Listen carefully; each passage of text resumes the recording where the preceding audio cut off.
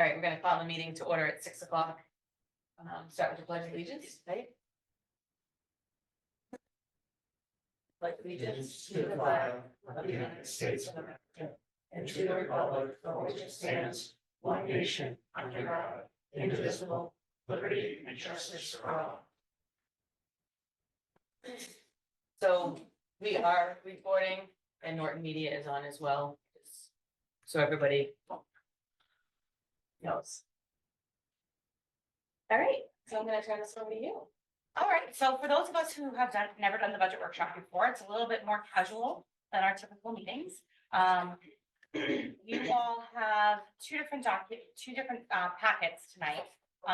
The first one you have is the draft proposed budget that you've seen for many weeks now. There are some new pages and new information in here for you. And then we also have a copy of the community budget survey, which I want to share with you so you can kind of see how staff and families responded to the survey and what their priorities are. So I'm really happy to start either way, but maybe we'll just do the survey and we'll get it over with, and then we can have that information as we talk through the logistics of the actual budget. So we put out a anonymous budget survey to the community. We sent it out to all of our staff, all of our families. I also shared it with the select board and the finance committee to send out to their membership and further if they were able to. 10 questions, totally anonymous. And we received 412 responses during the 2 weeks that it was open. Karen, no one can see that on the other end, right? So should I? Do you want me to swipe it? I can do that. You guys want to see it up there? Yeah. Sure, Yeah. swipe it. All right. Huh? I won't be able to see it, but grab glasses on. See short. It's not bad. At your age. It's All right. not relative at all. All right, Karen, go ahead. I'm just gonna share the link with those people who are online.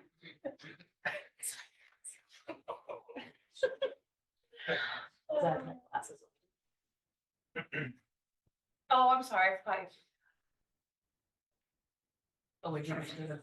I thought you just, I forgot. Oh, wait, keep going. Let's get to the survey participants.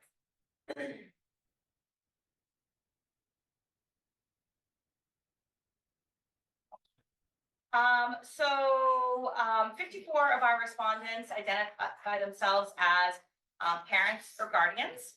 38% said they were staff. 8% were both staff and parent guardians. And then 19 others respondents identified as North graduates. So that was nice to see that as well. We have we had a very small number of community members that don't currently have children attending Norton. You can see that in the dark pink, it's very small.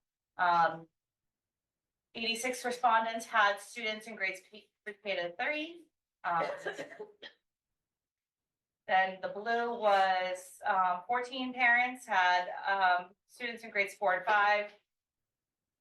45 in grades 6 to 8. 34 in grades 9 through 12, and then 64 families had students across multiple grade levels, and then 166 respondents were Norton staff members. So, Dr. O'Neill, you said this was open for 2 weeks. And Yes. How many times was it sent out? I'd Or say like probably reminders? 4. Okay. Yeah, it went out in my newsletter at least twice, and I'd say it went out at least twice with reminders from my office as well. So 412 responses. Thank you, Mrs. Winsford.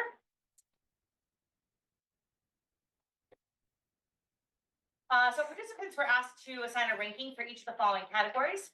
1 was the highest priority, what they felt was the most important, down to 10, which they thought was the least important. And they have all of the options are here for you: athletics, educator training and professional development, fine arts, extracurricular activities, instructional materials, maintenance and the upkeep of our school buildings, class size, staff compensation and retainment, technology, and transportation. And you can see those. So this here is like golf. We want the lowest score possible to show that it's the most meaningful for you. So class size came in with the lowest ranking. It was 3.97.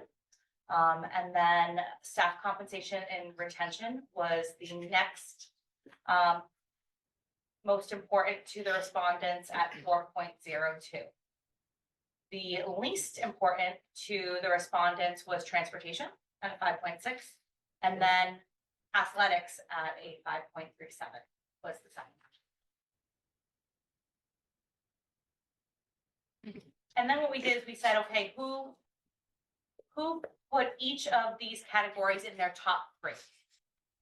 So again, excuse me, there were 240 people that put the class size in the top three, 243 that put staff compensation in the top three.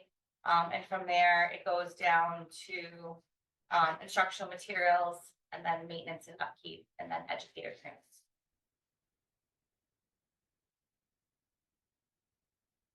And this shows you the number one, who ranked it as number one, who ranked it as number two, who ranked it as number three.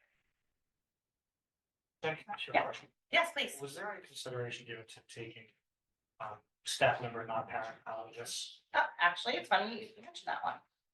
I think that's the next one, correct? Getting ahead of this? So this is the top three rankings by demographic.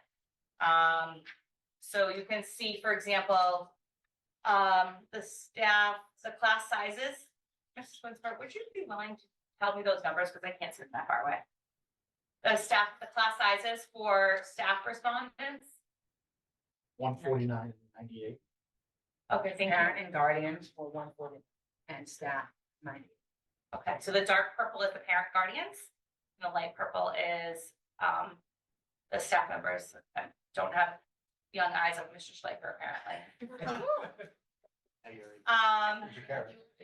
Here we go, at my age. And then the next one was staff compensation and retention. That was 144 parent and guardians and 97 staff members. So, We knew that would be a question that would come up, especially because we have about 40% of our respondents were staff, where 60% were families.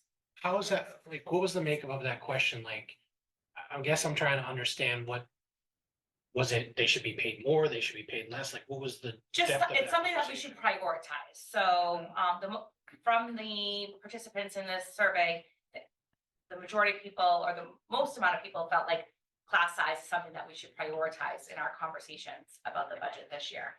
Staff retention is something that is the second most important thing that we should prioritize in these conversations.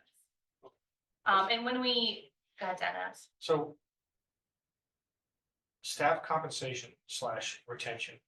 The only thing I would say is that I think they're potentially two very different things, right? So compensation is compensation, how much we pay them, et cetera. Retention can mean one of a couple of things. One thing can mean keeping the staff we have, wanting to stay here. But you may also look at it like, I consider retention not laying off people. So, and it's not clear to me that staff compensation retention means that I want to pay them more, or they don't want to cut a bunch of positions. It's not clear from this exactly what that means, quite honestly. Okay. So That's it's, good to hear. I know it's a hard, it's a weird thing to do, particularly when you have to kind of homogenize it so that everybody looks at it and says, you know, okay, This is the same thing. yeah, right. So, but just keep that in mind. It's not 100% clear what that means. And then we have actually shared with you all of the comments, which I will not go through, but I will give everyone a few minutes just to kind of look through them. They are very interesting. I have an amazing team, and Karen and Pam spent a huge amount of time going through this and categorizing all of the comments to give you a little bit of an idea of what people are talking about. So thank you to them for spending all this time and categorizing this data and pulling it all together for us tonight. And if I could just Yeah, comment and please. say, we didn't edit these. If anything, we might have taken a name out if there was a name or an email address, but other than that, we didn't remove any comments. What is our current average class size by building? If it's a question relating to. No, so currently at the elementary level. On the right page here. That's not it either, sorry. And I'm assuming this isn't all the comments, this is just comments we've kind of selected. Oh, no, those are every These are single all- comment. Are these both from staff and? Every comment. All pulled together. So it's from both community members and. Yes, yep, every comment we received. So right now at the elementary level, we are between 19 and 22, 23 at, the lower levels, K to 3. And then, grades 4 and 5 are 23, 24. At the middle school, 6 and 7, the class sizes are a little bit higher because those are divided up amongst 4 sections versus 5 sections at the 8th grade where they all still have world language. Mr. Hayward, would you have up top of your head just a rough class size for 6 and 7 versus 8? 6 and 7 is more towards like the 25, and 7, in 8th grade is more towards like the 20. Basically about 95, 100 kids per team on average. Divided by 4 versus divided by 5. Thank you. Okay. Good math. What the high school varies based on, is it a core class versus an elective versus an AP? Now, follow-up, do we have, is there certain state mandates or guidance on class size? There is Or not. is it just a free-for-all? Free from. There are times where a district will make a statement about what class size should be, or they'll put guidelines in their contract. Ours has always said reasonable.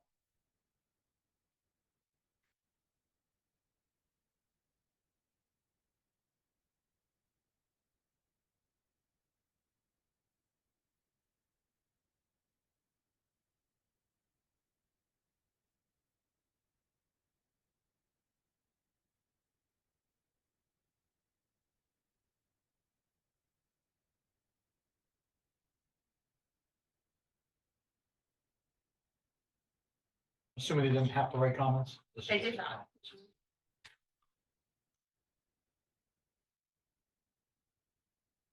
Nice to see some of them didn't hold back.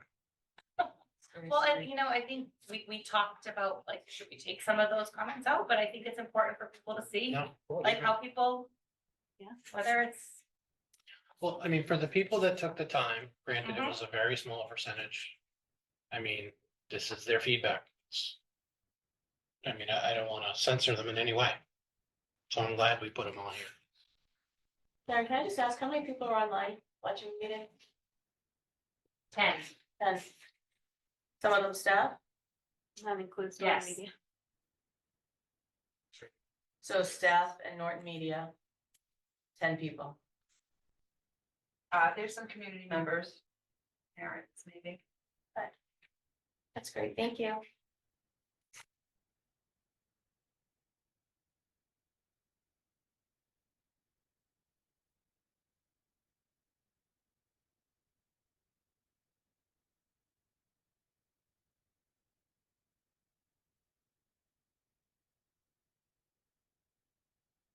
I do have a question along the comments. Yeah. On the instructional technology, Mhm. where the second one is foreign languages, isn't foreign language a requirement at the high school? It's- It is not a graduation requirement.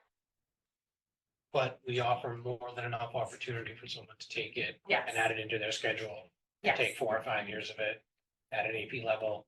Absolutely. Okay, just checking. That passive voice.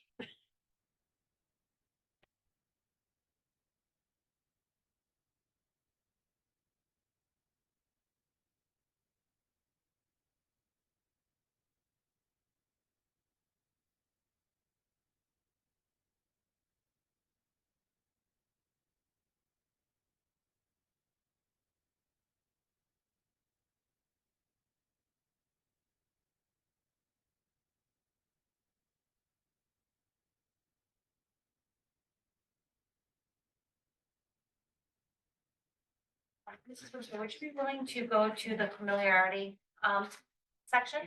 Yes. We also asked participants to talk about how familiar they are with the budget process. Because we felt it was important to know how much information people had and how much information they still needed. We have, over 50% of respondents are not at all, are somewhat familiar, and some not at all familiar with the budget process.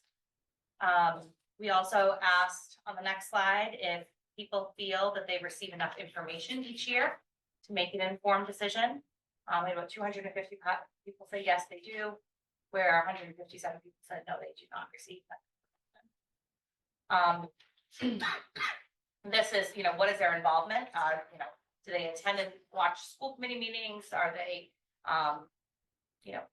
do they look at something after it's been completed? Are they not involved in any capacity or other? You can see that's a very wide variety. There are also some comments there about, additional comments on the budget process and what people do. We also asked about town meeting participation. Yes. Want to wait? So I just want to point this out. After 15 years, he's I can looking- read your face pretty well. Well, I looking just want for to the point it out because Sherry alluded to it. Involvement in the district's budget process. Attend, watch all school committee meetings involved in the budget process. What's the number there? That's 17. Karen, how many people do we have right now? 11, Minus Norton Media is 10, yes. and there are no people here. So we're 7 people short of the people who always watch every single one. And how many are there? Two? And 17 is not that big a number to be. So But am I, attend, watch some of the school committee meetings involving the budget process, 122? Am I reading that right? We have 122 honest people. Wow. actually, that would, yeah, exactly. That's exactly. Okay. That's what people feel for 100%. Let's go to town meeting participation. I think that these questions were designed to help us figure out how we can reach more of our shareholders in the community. So if we know where people are involved and where they're not involved, it's helpful for us to be able to reach out a little bit more. So 150 people that responded to the survey are not town residents. And then it goes from there. I always vote, I usually attend, I sometimes attend, et cetera. So hold on, so out of 400 and something people who responded, 150 don't even live in this town? Well, They we may be just- staff. Staff, okay. You're like, "Whoa, she doesn't even go here." Cause I thought staff or school choice is what I was thinking. Yeah, right. Yeah, so they're It more, could be steps. it could be school choice, so It- they're yeah, they more could. involved than, okay, I'm just It- pointing out. Could be school choice or it could be our staff. Okay, thank you. You're welcome. And then Mrs. Winsberg, if we can go to how can we increase awareness and participation? Mrs. Winsberg really wants me to get involved with the dark purple, which is providing short video summaries that people can watch at home. Apparently, we're gonna start doing some like budget TikToks or something. I really don't know. Oh, maybe that'll do it, maybe TikTok that'll light. get people involved, Oh, sure. honestly. So TikTok, we're gonna start on that and great idea. I just. Yeah. I'll throw nail TikTok. Love it. Maybe my daughter could. Except for the one person that Right. commented, we don't need any more technology. Yeah. Yes. I can't wait to see the dance you put with me. But anyway. It could be the make it rain. make money. Yeah, we're gonna monetize it. Yeah. Perfect. A new revenue stream. I like it. If I only knew 20 years ago when I got into education what I would actually be doing. There's classes for everyone. And then there are comments here just in terms of increasing awareness within the community that I will, let you guys take a look at as well. And there's one thing that I think like maybe we could do, and again, I don't know if this would fall more media a little bit. But like, sometimes when you watch long videos, like of meetings or whatever, if someone like segments them off. Like a little note, 22 minutes, whatever, they start talking start about talking about budget. 28 minutes, they start talking about special ed, whatever, but that might be a little helpful, because, Mhm. you know, we don't have Yeah. time to sit down and watch a 2 hour. Yeah, you meeting. can I attend- understand. It is hard to kind of find a way to work around that. Yeah, I mean, if we could do some, like, to your, like, tab it almost to go Exactly, along with the exactly. agenda and just say, if I'm interested in, Correct. the transportation vote or something, but you don't want to listen to, unfortunately, we love our student rep, but if you don't want to listen to them, then you can skip to the part you do listen to it. And I don't know if you guys listen to podcasts, but podcasts always have. Exactly. Yeah. Great idea. Save you a TikTok. Thank you. I appreciate it.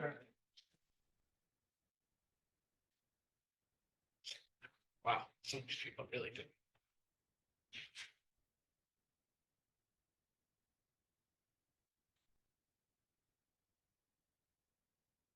Now, in the past, looking at one of these comments, we did offer childcare at town meeting if we expected Yes. high numbers, but it's not routinely offered.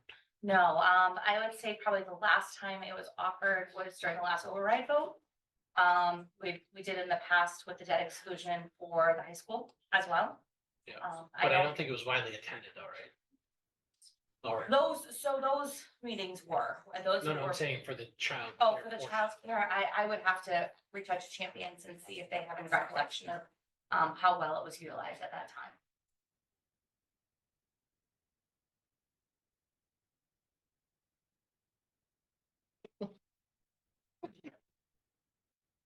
Can't make them up, can you? No, I just read the same. Yeah, at least they spaced it out. yeah. Did we edit that comment? No, We did not. I actually was thinking maybe we should make cards of that.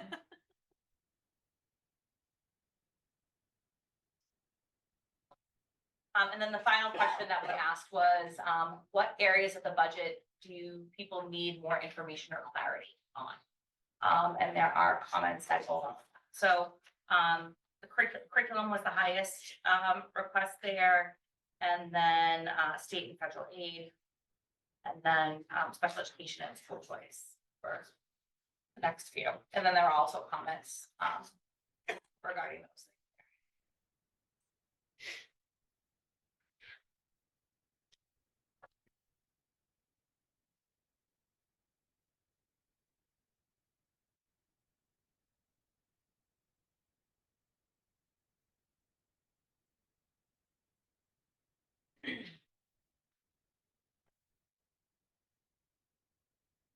Might be making more work for someone, sorry. Is it possible to pull out and look at staff first community or not? Yeah. We actually. In terms of the comments? Or in terms of, Kind of in terms, I guess, kind of a little bit of everything, but like, I feel like, what areas of the budget need to receive more information or clarification. Mhm. Obviously curriculum is very high, state and federal aid are high. I would like to kind of see where, is it the educators who are asking to say, hey, we need more information on this, or is it our community members? Because I feel like that could maybe point us in the right direction from a standpoint of how you communicate with the staff and how the principals communicate with the yeah, staff. compared to- let us look into it, because we definitely have staff that are also families, Mhm. like staff that are Correct. parents, right? So we would. Yeah. I think we could probably I give you mean, something on that. it's a semi-loaded question too, because I don't think Correct. Very true. beyond the staff, like, my neighbor doesn't know about ESSER funds or anything like that. Correct. I Right. mean, so it's just one of those, the staff might know some of the key terms that they hear in their staff meetings or something like that, where, average Joe doesn't. So I think it's, Yeah, and like health insurance, I'm assuming most community members aren't really caring about the teachers' health insurance, no offense, but maybe they do, but I'm assuming that's probably mostly loaded with teachers. Maybe. And it could be, community members looking, they want to see contracts, they want to They're all- see. They're all public. Yeah, and they're all on our website. You can get my contract, you can get any one of our administrators that is sitting in this room right now, you can have access to all their contracts. The teacher's contract is online as well. A lot of the information that goes along with health insurance and other benefits that all town employees receive, it's all up on the Town of Morton website. Yep. So there is a And lot if of the information annual up town there. report comes out, you can look at all there too, so. So I'm happy to answer any questions about the survey or give you guys more time to kind of look through it if you'd like. Up to you. I think it looks like it's mostly comments after that, so. Yes, it is. Anything else, just think we probably should. Yeah. Yeah. I'll be reading that interesting stuff. So in the the budget packet tonight. A lot of this is things that you've seen before, the first few pages. If we go to the page at the top that talks about other revenue sources and revolving funds, that's something new that we've shared with you this time around. And I'm gonna let Christine talk through that piece. So just for clarity, nothing's really changed on the other pages. The other pages, nothing has changed at all. It's exactly what you saw when we were here Joint meeting and 2 everything weeks else. ago. Yes. All of those numbers are exactly the same. So we added a page for the, as Jen said, for the other revenue sources, which, on this page include our revolving funds. We just gave a brief, explanation of these funds, including school choice, circuit breaker, facilities, preschool, and athletics. These are the most utilized funds to help offset our budget. So, that fund included those. These are our projected amounts for this, for FY25. And on the right, on the grid on the bottom, also shows the number of FTEs that we are projecting to get To what? Yes. to pay out of. Are gonna kind of close that. Okay. So I think it's important for people to see that there are other revenue sources that come in terms of facility rental fees, our athletic, both it's student fees that they pay to participate, as well as rental fees that we receive from our new fields. We charge preschool tuition for our peer models that are there, and then that offsets some of those teacher salaries as well. And when I look at preschool. Yeah. You're paying 4.2 positions out of that because there are 4.2 preschool positions, and we're using funds directly from. So there are definitely more than 4.2 preschool positions. No, that were Yes, 4.2 positions. those are for preschool specifically. Okay. And the same would be said for facilities, Yes. and the two at school choice, what's? Last year, when we were, offsetting the budget, we took 2 positions, and paid for Okay, them. so it's just two general positions. It's just two general positions, yeah. Nothing specific. The circuit breaker money, we talked about this the last time we were here. That is the reimbursement that we receive for out of district placements and transportation from the state. That percentage of reimbursement varies from year to year. But that is what we are projecting to receive for FY25. So circuit breaker is normally paid out after we start the fiscal year, right? It's usually during So the we can, summer. all we can do is essentially guess. Yes. Usually we know in early July what the reimbursement is going to be. Sometimes we get lucky and have it a little bit prior to that. But it is based on what we're hearing from our associations. Christine was at Masco earlier today, and what the governor is projecting. But yes, for example, Dan, last year, we were told, it was all said that we were going to get 75% transportation. When we actually got the final number at the end of August or September, it was 57%. So that was something that we had to look into our budget and say, how are we going to make this up? And that's why we try to have built in those contingencies when possible.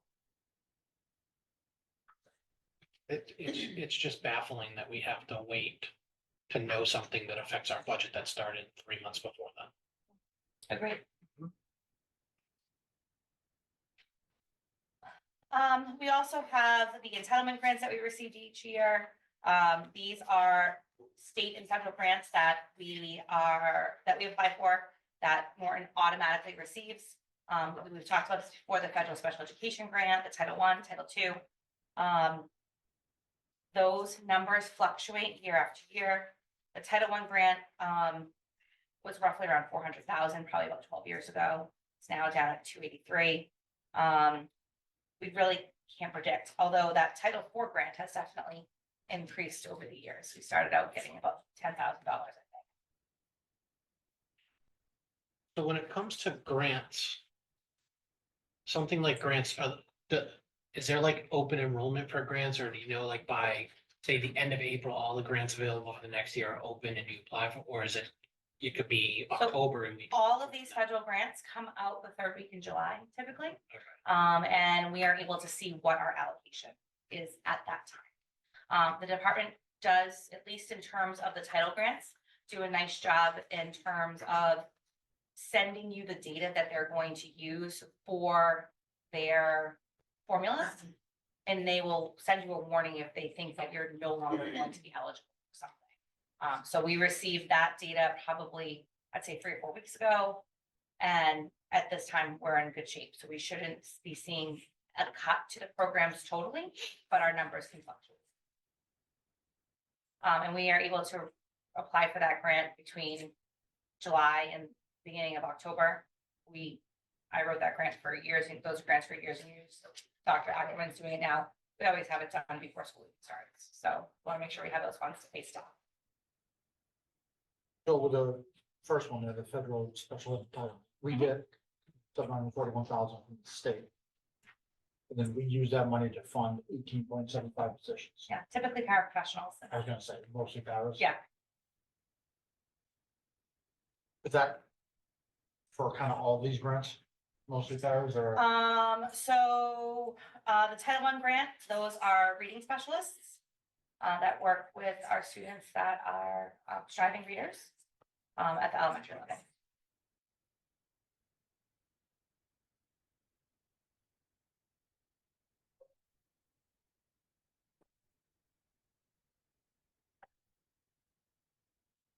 I just want to mention that that Title IV number is wrong. It should be 17,134. Sorry about that. Which is a big difference, but.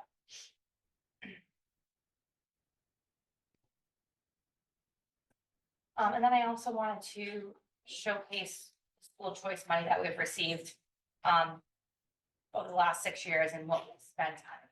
So you can see in the first year, 18-19, which is not our first year of school choice. We received $657,000. We spent about 424. So we've been carrying over some of that balance year after year. As you can see, this current year, we are projected to receive 1.6 million, and we have encumbered 1.48 million as of today. So something like the school choice funds, is there any restrictions on what that can be used for? So it could Just be, restrictions that we've put on them. No, that's not entirely true. Oh, sorry. So you're taxing my memory here. There. I love to do that, I really do. Yeah, so I've actually called these guys a long time ago and talked to them about it. Is it a So- rotary phone? It's supposed to be used, the money is supposed to be used for the education of those children you brought in under the Yeah. school choice program. However, obviously, it's not all needed for that because, you know, as I said, fixed variable costs, et cetera, it is profitable to bring these in. So, it is then supposed to be used in a manner or method that would be, would benefit the most children possible, basically. Yeah. So, I don't think you can use it, and this is a little bit of contention. This was something we argued about in the past, but not you and I, but with some other people. I don't think you can use it, for instance, could you say, I want to build like a skating rink? Yeah. Like, I think that is. No, I was just thinking like, But- you know, if we had like an outstanding bill in the summer and this is our easiest access. Yeah. Easiest So- to access. so- So I'm gonna say something, and you guys have all heard of billion times. I mean, money's fungible, right? So, I mean, Peter to Paul. yeah, right, exactly. So can we use school choice money for that? No, but we can use it to pay a teacher, so we can move it from that line to the pay the teacher line, and we can take the money that wasn't the pay the teacher line, and move it over to pay the bill. So, yeah, I mean, ultimately, you can, like anything, you can work it so that you can pay whatever you need to pay. No, my thought was like, you know, obviously like, you know, I'm not gonna use like school choice to like buy a plow or something like it doesn't go in the lane, that's more what I was thinking. Like, I know we have certain accounts, like, I believe the high school parking account can only be used for high school. Right, revolving account, Something yeah, like that, right. so, just a little bit. So school choice, I mean, yeah, theoretically, there are supposed to be not hard restrictions, but there are things that they smile upon, things that they frown upon to use it for. However, again, because you can move money from one column to the next, you know, you can always find a way around that to do what you need to do. You know, we're not really in a position to buy them, so I mean, No, it's not I really know. close to us, but yeah, I mean, I understand what you're at. And that's kind of the answer basically, so, yeah. So obviously, we're bringing in more money than we're spending over. Not by much. Not by much. Well, we should have a decent amount of change in that account. So, Like, what's in that account right now? Hypothetically. Well, it doesn't have to be exact, somewhere close. I mean, basically, if someone added this column, minus it by that column, what are we looking at? Right? so I mean, this upcoming year, we're projected to spend $2 million in choice. And we're probably gonna get roughly 1.6. So we're overspending what we have. At this point, Right, just to well, we're not balance the budget. overspending, we're spending more than what we're We're spending. spending in Yeah. revenue to zero, Yeah, because we have some. in the column. we had some in, Yeah. yes. So, and maybe like, the follow-up to the next question is, when does that account go, theoretically go negative? You can't go negative. obviously. Right, but when does the money, when does the extra run out? Right, when do we no longer, when are we no longer able to spend what we have? It sounds like We're getting there. that's, well, the next budget process, right? Because I assume we're expending everything that we have in reserve right now to be, if we're bringing in 1.6 million, and we're spending two, just 2 million, so that's 400,000. I'm guessing that probably gets us pretty close to zero in reserve. So we have $1 million in there now, a balance, but we have like 400,000 that's encumbered. So So 600,000. Okay, so we have 200,000 additional. Right, that's fair, we have 200,000 left to use, no, right now we have 6. but, We have $1 million. but we're overspending by Projected 400. at 1.6. is what So I'm we're saying So- for next year, we're gonna spend 1.9, but we're only bringing in 1.6. Or is the 400 encumbrance, is that what you're talking about? Is it encumbered because we're gonna be It's spending already, 2 million? yeah. Because we're spending 2 million, it's not Yes. 400 encumbered with other things. Okay, so we have 6, so next year we'll use another 4 of it. We'll have 2, year after that will be Right. 400, 200 in arrears, basically. So we'll immediately get 200,000. So we're a year, we're two budgets away from, And that's assuming that the school choice funds continue to come in at the same rate, oh yeah, that's a whole other story. right? Because I mean, the further we get into this packet, the more Right. conversations we're gonna have about that. Right, yeah, So if I do quick math. What the funds we received versus funds we expended is $687,000 in change. How do we have $1 million? So this is only from 2018. Gotcha. Okay. So we started choice in the fall of 2014. So I didn't give you all the years, all the way back. I mean, Yeah. we could do that. One of the things that, Christine has started to do since she took over this role is she has created an entire separate budget for school choice. It used to just be that we would have a district-wide school choice line and then like a JCS school choice, an LGM school choice. So it was really difficult to kind of do a quick glance where we were spending those funds.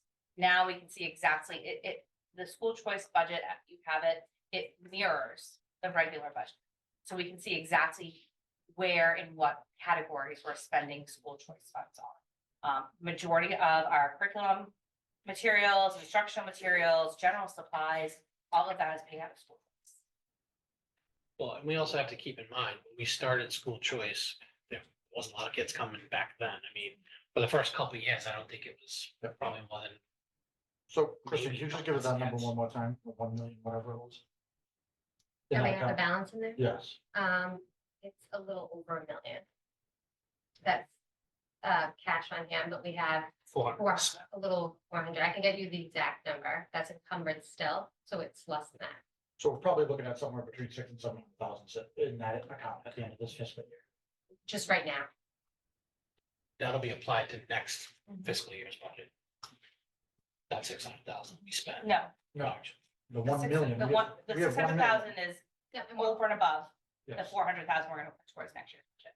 So again, if other things happen throughout the course of the year, in terms of other placements for students, other costs that come through, substitute costs are always huge. We have people, unfortunately, that have to go out on medical leave and we're still paying them because they have sick days and we're also paying someone to come and backfill that position. It's, you know, and we always try to say, okay, we have a little bit of savings here on the budget side, what can we move back over into school choice? So as Dinesh says, money's fungible. And so at the end of the year, we have a much better idea of exactly what that number is. So that's the inherent problem with us guessing when we start our budget, that if we project high or low, Mhm. we could be overstretching ourselves, so we have a little bit left over. Or not. Either way. So what? Why would I not just spend it to zero right now? That's what I'm kind of getting. Yeah. Like, why would I So- not spend it to zero? That's some of the things that we're gonna talk about in terms of, what are our other options here?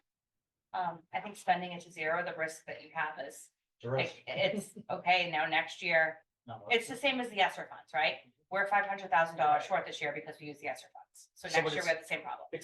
But I would make the argument that the risk is zero, right? It's a known outcome. We know what the outcome is. And the question is simply, do we want the outcome, this coming year or the year after that? We're gonna be in that hole and. It's like, it's like you're kicking the can down the road. Right, yeah, I mean, well, we are, 100% we are, it's not even feel like it, actually, that's exactly what we're doing, is we're saying, you know what, we'll be in big trouble next year instead of this year. I'm I mean, we're in big trouble this year. So, sorry. I mean, but the we year could be in after big that- trouble this year, in big trouble Well, next year. But if it's It- $2.4 million Yes. now, let's just hypothetically say, and at the end of the year, we have $500,000 sitting in school choice. We could be looking at saying, hey, you know what, we're dumping all the school choice money in and we're gonna cut 1.9 million rather than 2.4. Right, Hypothetical. Not saying we're going to do that, but But we could do that. that is a option Z, whatever. And then it's, those funds Then are that's it. gone and whatever we take in is what we take.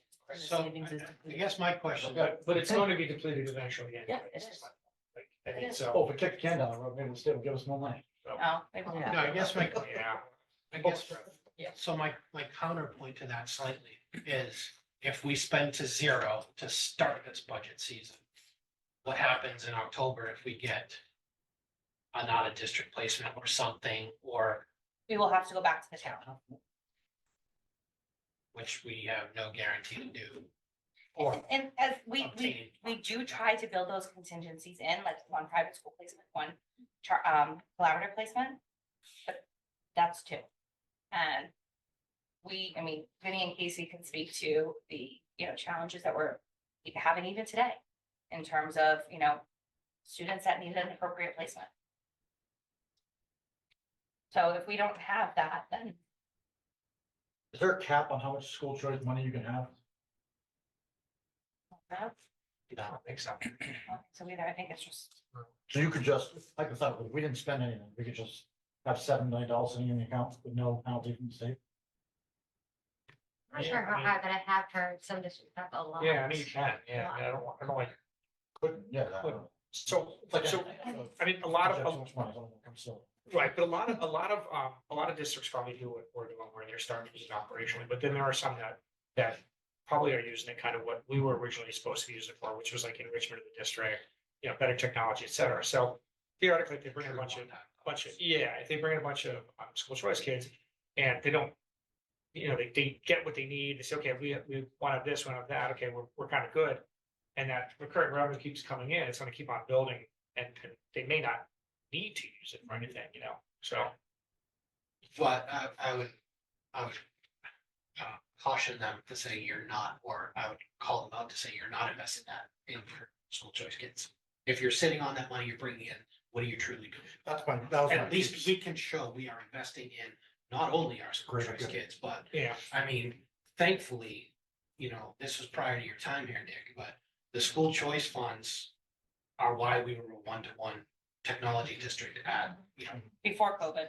5 to, or 4 to 12. I mean, I can't even imagine, taking out COVID out of the thing, but there was districts where you had to drive to school and pick up a packet of paper because they didn't have any way to get kids, academically challenged. But so my counter, Dan, would be that those districts might say, well, we didn't need the school choice money to educate those kids. We actually already had a budget that was, that was well providing for every kid in the building. So, I mean, listen, somebody who has this like a huge school choice number, not going to be, it's not going to be what you would consider like a poor town. It's going to be a town that is probably a fairly well-off citizenship. Yeah, I mean, it's going to be people who are not worried about paying for their schools. So, Well, most of those don't have school choice anyway. Right, most of those don't. yeah, they may not. The next page is enrollment, historical enrollment data, and, I apologize, I just put it in the wrong spot. But basically, the projections based on our current birth rates and projected birth rates that we're gonna go back up. This, kind of recover that enrollment loss that we've had over those last few years. So something for us to think about as we, continue down this road. The following page is, Close that building we wanted us to. well, and unfortunately, we talked about this very recently. With our special education programs, we don't have the capacity to close the school. We can definitely look at realigning schools in terms of what grade levels are where, but we Yeah, could never I mean, close the school. And that's a one-year savings regardless. Yeah, I mean, I think we've looked at, quote unquote, redistricting the schools for years, and we just need to kind of pull the trigger on that. I Mhm. think it was talked about and then we shut down forever. Yeah, that group's starting up Forever this month. And that could be, kind of long overdue depending on, because, the things we can't project with the enrollment data is how your town is developing housing and things like that, Mhm. because none, birth rates and things like that aren't gonna be able to Not gonna capture relevant. move-ins or anything. Absolutely. And that's the hard part. That's what we've always struggled with when it comes to planning for kindergarten, is that we literally have no idea how many kids are gonna show up. Yeah. And some of them show up the day before school starts. Do these enrollment data have a school choice built in, The historical enrollment includes our school choice students, but the projections do not? do not. So, Right? They take your local, they move the kids up that are already there, right? So your current second graders that have school choice students, next year they're third graders, they move those cohorts up, but they can't make projections for school choice based on students that are not already enrolled. So for example, if you look at, so currently this 2023 year where that green line is, all of those students from kindergarten are moving up. They're going into first grade. So those are controlled. The rest of them are not because we can't make those predictions.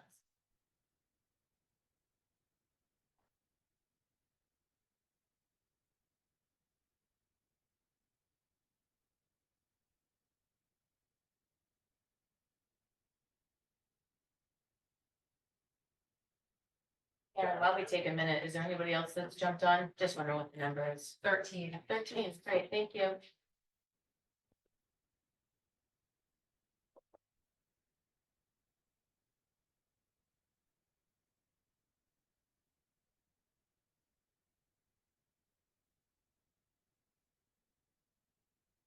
I mean, I think the wording there is a little suspect. Because we really wouldn't have an increase of enrollment, if we didn't have school choice. So they're projecting that Norton is growing with those birth rates. That's like projecting. Correct. So, But you're, yeah, but if you're taking the historical enrollment and you're projecting, but you're taking 250 kids up. And then you have them added in, and then you're taking them out for. so the question is, if you continue to do the school choice, what are your numbers and would that number add to? Correct. And that's a local decision that they can't really account for. That would be something that we would say, okay, we're continuing with school choice. It's X amount of students per year or whatever that may be. And then they would take, so they do this report every year for us, as part of our membership with NESDEC. Correct. And school choice is the only enrollment that we can control by limiting spots or dropping spots down. Obviously, if someone's arrested, Yeah. we but can't what say I'm you saying can't come is, to Norton. school year 13-14, we had basically 2,500 kids, right? Mhm. Then in 2028, we're projected to have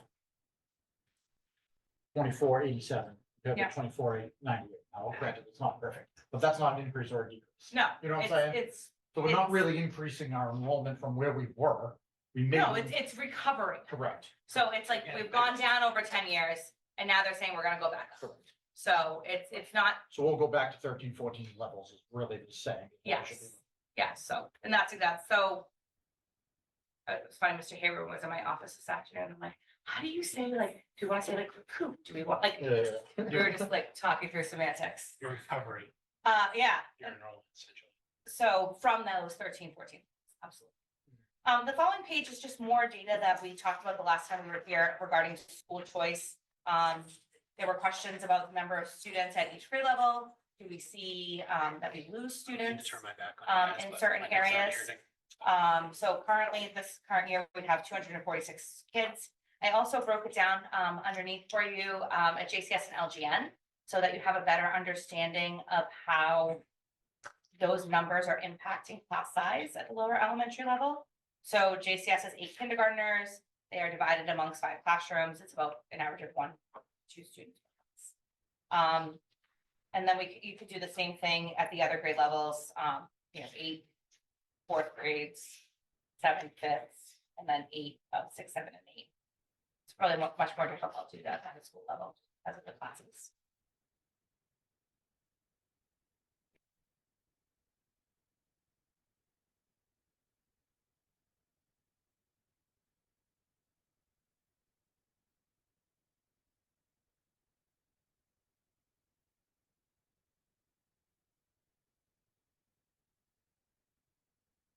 This is completely random. How do we decide on who goes to JCS and who goes to LG based on school choice? It's often based on what the class size is already over there. So we'll look at LGN and be like, okay, they're at, It can't be 24, any 24, 24, but JCS is at 20, 20, 20. We also look at like where the family's coming from. more. So if it's coming from a community, like if class size is the same and that's not a factor, then we look at where the family, it would be a closer drive for the family. Do we allow people to pick? No. Or do we give them an option to be like? We do you can not. try? Don't. We say, this is the school that can accept you. Do we give our teachers a chance? Do we give our teachers a choice in terms of like where their own children go? In terms of they're from Easton and the parent works at LG, we stick them automatically in LG? Or try to? I think we, I'll be honest, I think we have. to.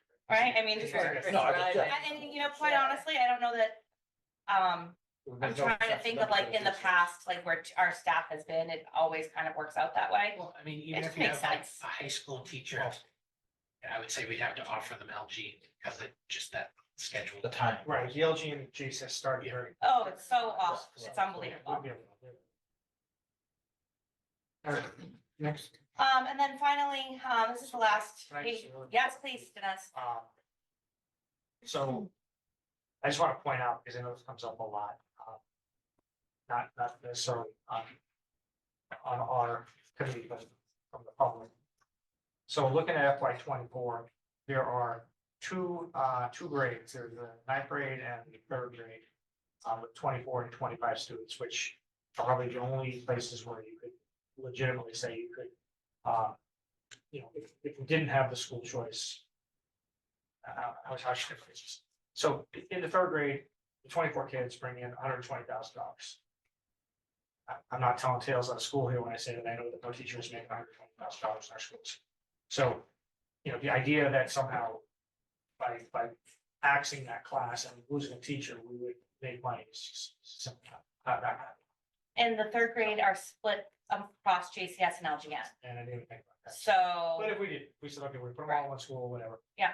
And same thing in 9th grade, 25, so you're talking about $125,000. Again, I know that no teacher in our schools make $125,000. So it's not problem to refuse to take in the school choice people want to just cut a teacher because But, net positive. yes, but what other resources are we thinking? That's something you have to, you can't just say, Well- just because one teacher, laptop, special ed, multiple other factors affect. So special ed, sending town pays that, don't forget. So Not all. that's, they pay for it, right? So- So they- you guys want to go to the next Get a page? little more. So we also tried to kind of show you what this looks like.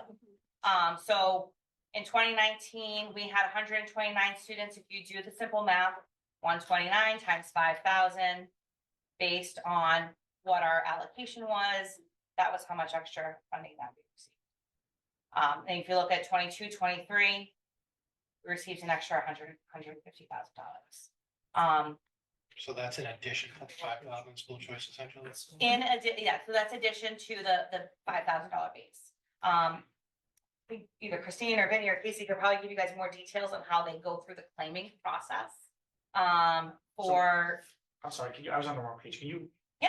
Give me those numbers again. What am I of looking course, at here? so, what we did here to kind of show you, and again, it's not perfect math. There are variables. The way the school choice funding works is that they give us an estimate at the beginning of the year based on previous year's numbers, and then they do another, calculation based on our October 1st numbers. So it's almost like they take data from the previous year and this year. It's like, I can't even think of an analogy. I'm sorry, my brain is fried. So we did like, okay, so in 22-23, we had 238 students. If you multiply that by the base line of $5,000 per student, we actually received $148,000 additional. Those are for special education services, OT, PT, Okay, inclusion. so what I'm hearing here is, I'm hearing that we had 238 students, baseline is 1.19 million. We received an additional 148,783, and that did not cover the cost of those students. No, that's what we received for their services. Additional. Okay, We received an additional $148,000. so I want to clarify something, because I just said on sped for school choice, the sending district pays that money. They not all. So- someone other than us pays that money. Yes. So, So that was my point of, when you say like, well, it's not just a teacher, it's a sped, whatever, well, we don't pay that. so the way that it works, if It's- somebody who actually fills out the form. Yeah. Anybody here fill out the form? Yeah, so Like, who fills out the form? it's very similar to the circuit breaker form. Yeah. So it's like it's called the school choice sped increment data.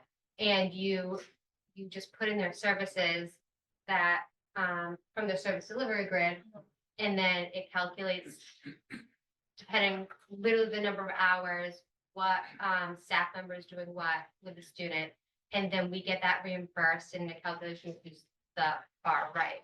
But if they get sent out of district, then They get that. We pay the entire. So we get 100% reimbursement. We don't pay it. If a student goes out of district, it's not our financial responsibility. But you're saying The that if they're, sending if they're town. in the In district, the district, and you they- get a percentage based on their service delivery grid, right? So here's an easy way we're to not go. getting, it's not a full wash, but Correct. we're getting money towards Yes. it. So if there is a cost, Correct. so a school choice student comes in Yes. and they have speech, special needs, whatever, they have to, they fall into our sped category.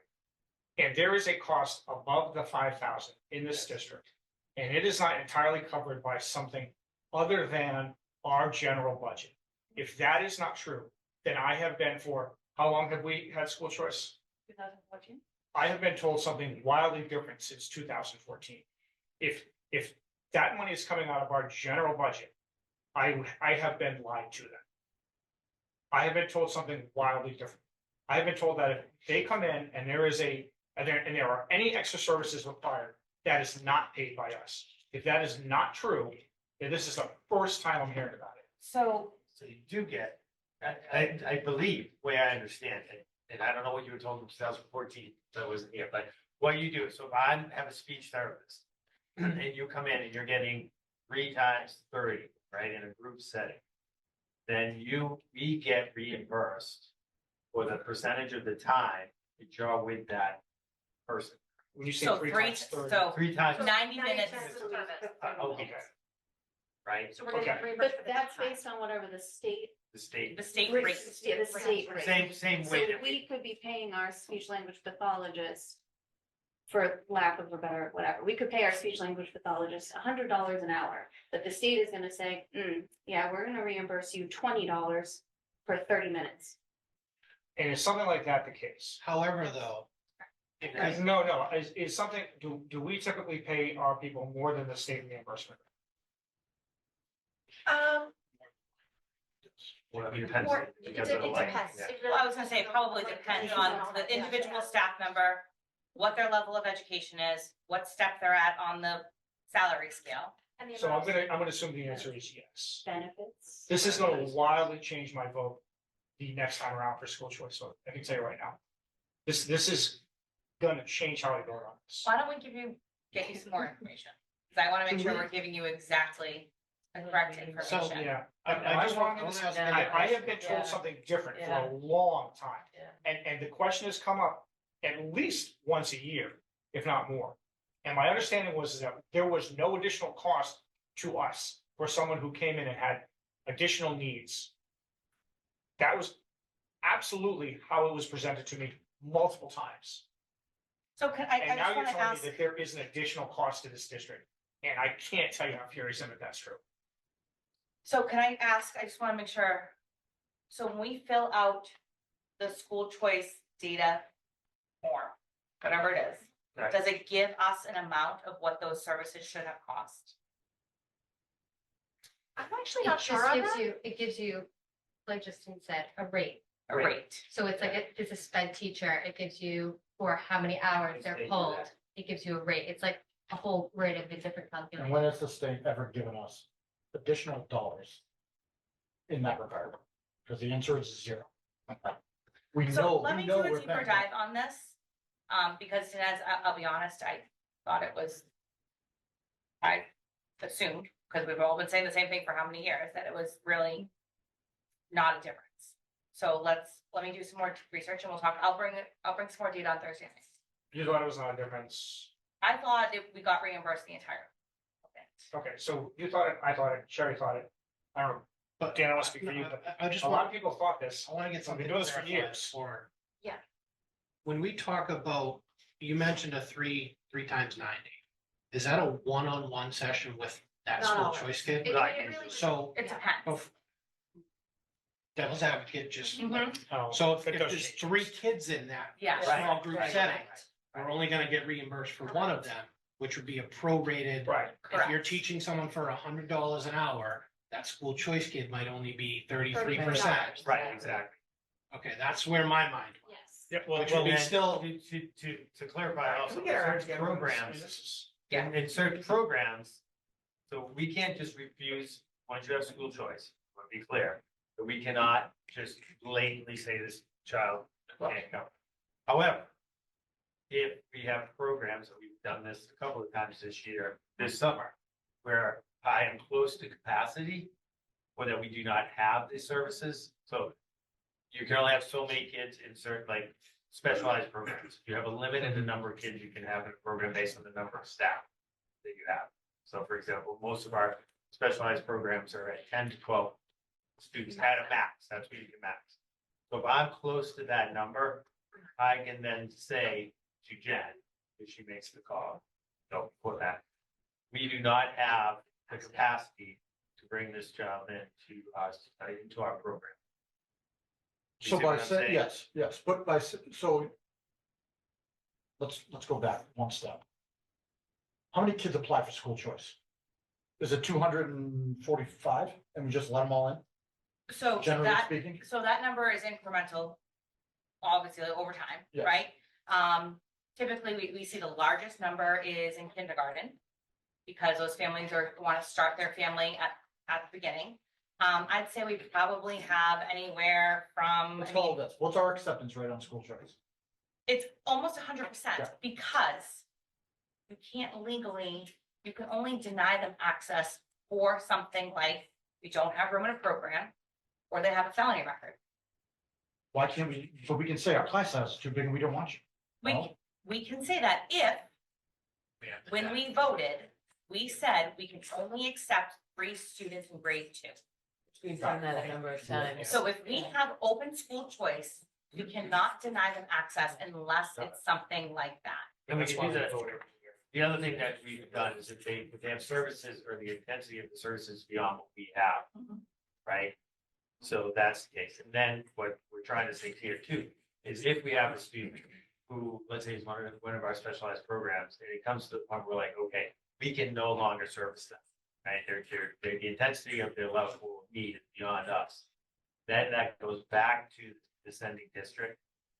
And they then have the choice to either do the programming themselves, in other words, go through the IP themselves, and try to do it in their district.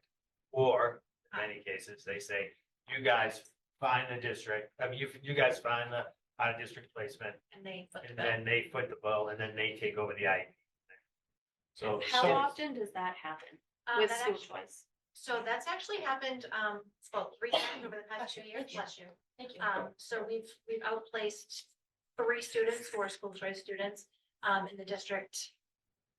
Interestingly, 2 of those students we've kept programmatic, so that means that we sit in on the IEP meetings and all that stuff. But their sending district has taken over the fiscal responsibility, the transportation costs and all of that. And one of the students went back to their home sending district.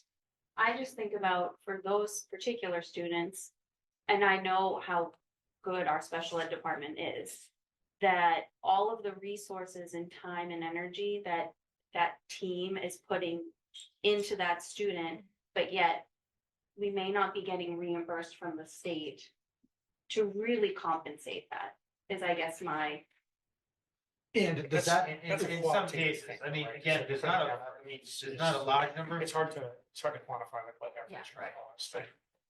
And I'm not minimizing it, but they the would. amount of time that these teachers and specialty staff are putting to try to support these students, right? And then that ultimately Norton is like, we cannot service you, you know, you have these options, so now you're getting sent out of district. I don't know, I just think about like all of that, and then those special ed teachers and support staff are not necessarily, if all of their time and energy is going here, is there a lack for the students that live in town? no, it's just, well, I mean, I guess the point would be no, but what we're doing is burning out the teachers. And that's Well, one thing we so always again, talk I think I mean, their caseloads get bigger. yes, it's within a reasonable number, but we're gonna have those students anyways, and if we're gonna have school choice, right, we have to be careful about our denials. Right, so I have to be very careful under the law, on OOC. Yeah. So again, you know, there are a few kids in that situation, no doubt. We tend to move quickly to contact the other district in those situations. Maybe compared to how we would do it with our own. So, what, If you I understand what think I'm we saying. almost have to Thank look at tabling this a little bit till we get a little more Yeah, I think we information. need some help. As part of that information, can we look at, and this is something I would ask for, look at the school choice number and how many kids are in that special education environment? Absolutely. Get Yeah, that we breakdown. should have, thank you, that right. Is that down here? So right below, we talk about the number of in-district students that are on IEPs and what that percentage is of our population.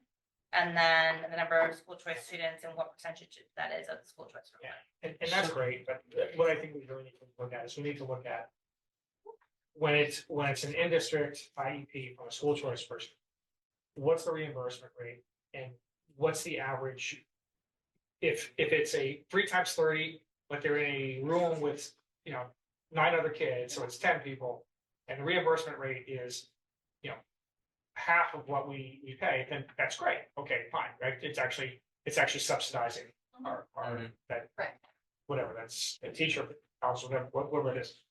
But if it's, 10 kids and the reimbursement rate is 1/20th, then that's an issue. And I would make the argument that if it's even to I guess to Justine's point, where I think we're saying like, if it's even 1/10, then we probably are better off saying, we don't want that going forward. And I know we can't just say no to them, but we can certainly change our methodology going forward. We may want to say, well, we don't want to do that anymore because it's actually, it's net, a wash monetarily, but we're taking time away from our own kids. But I think, and correct me if I'm wrong, you'd have to say no. You can't say no to special ed. No, students. I understand. It Okay, would be I a- just You wanna would make have sure. to say no school choice. Yeah, I understand, and I would say, because this now gets into kind of something that Nick's talking about, like, are we making money, or losing money? Well, if it's 5,000 per and every cost is, incurred by sending district or someone else, then we're making money. But if it's 5,000 per, but if there's extra costs, we may be making money, we may not. Now it's a little bit sketchier, right? So, I mean, I think we probably need to see those. I don't need to see like how many kids. We're also- I actually need to see that, like the reimbursement for. Yes, we The- can have. We can do that, but we're also bringing in $1.6 million that we wouldn't have. And using 2 million of it this upcoming year, that would be another $2 million that we would be that we would not have So- that money. And I don't So think there's like, any. we have to remember that I we don't don't think pull this I'm data closing any together, but programs. We took those kids out. We had data kind of spread. Because That's we had always to our run argument. We're not shutting down I'm a not, classroom if. I don't have like a, you know. Yeah, but you I'm just putting our best programs, right? I know there's some school choice kids in our best programs. We have 4 of those. I'm still going to have 4 of those, right? And I understand, Christine, your point. But, you know, we're not gonna close those, so then we're gonna lose all the regular ed or the inclusion students who really don't take up much more. Right. Services. And that's understood, but I mean, again, I just understand that, like, the biggest part of my anger was that for years, we've been told something very, very different. For years, it was, no, any additional costs are incurred by sending district.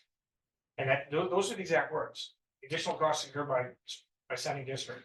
And this is now, today, I was this many days old, when I heard for the first time that's actually not exactly how it works. no one So should follow Eventually, until we see the breakdown.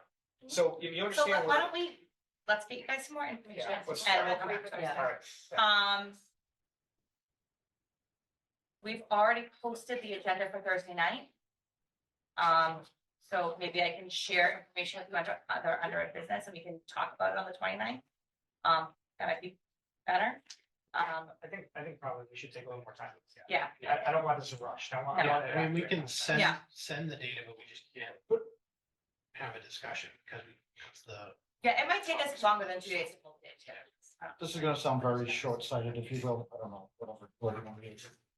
If you give me the mandated education of the superintendent's budget of $15 million and change, divided by 468 kids who are in special ed, that equals $32,000 and change. And if you times that by 60, school choice funding, $1.9 million of that funding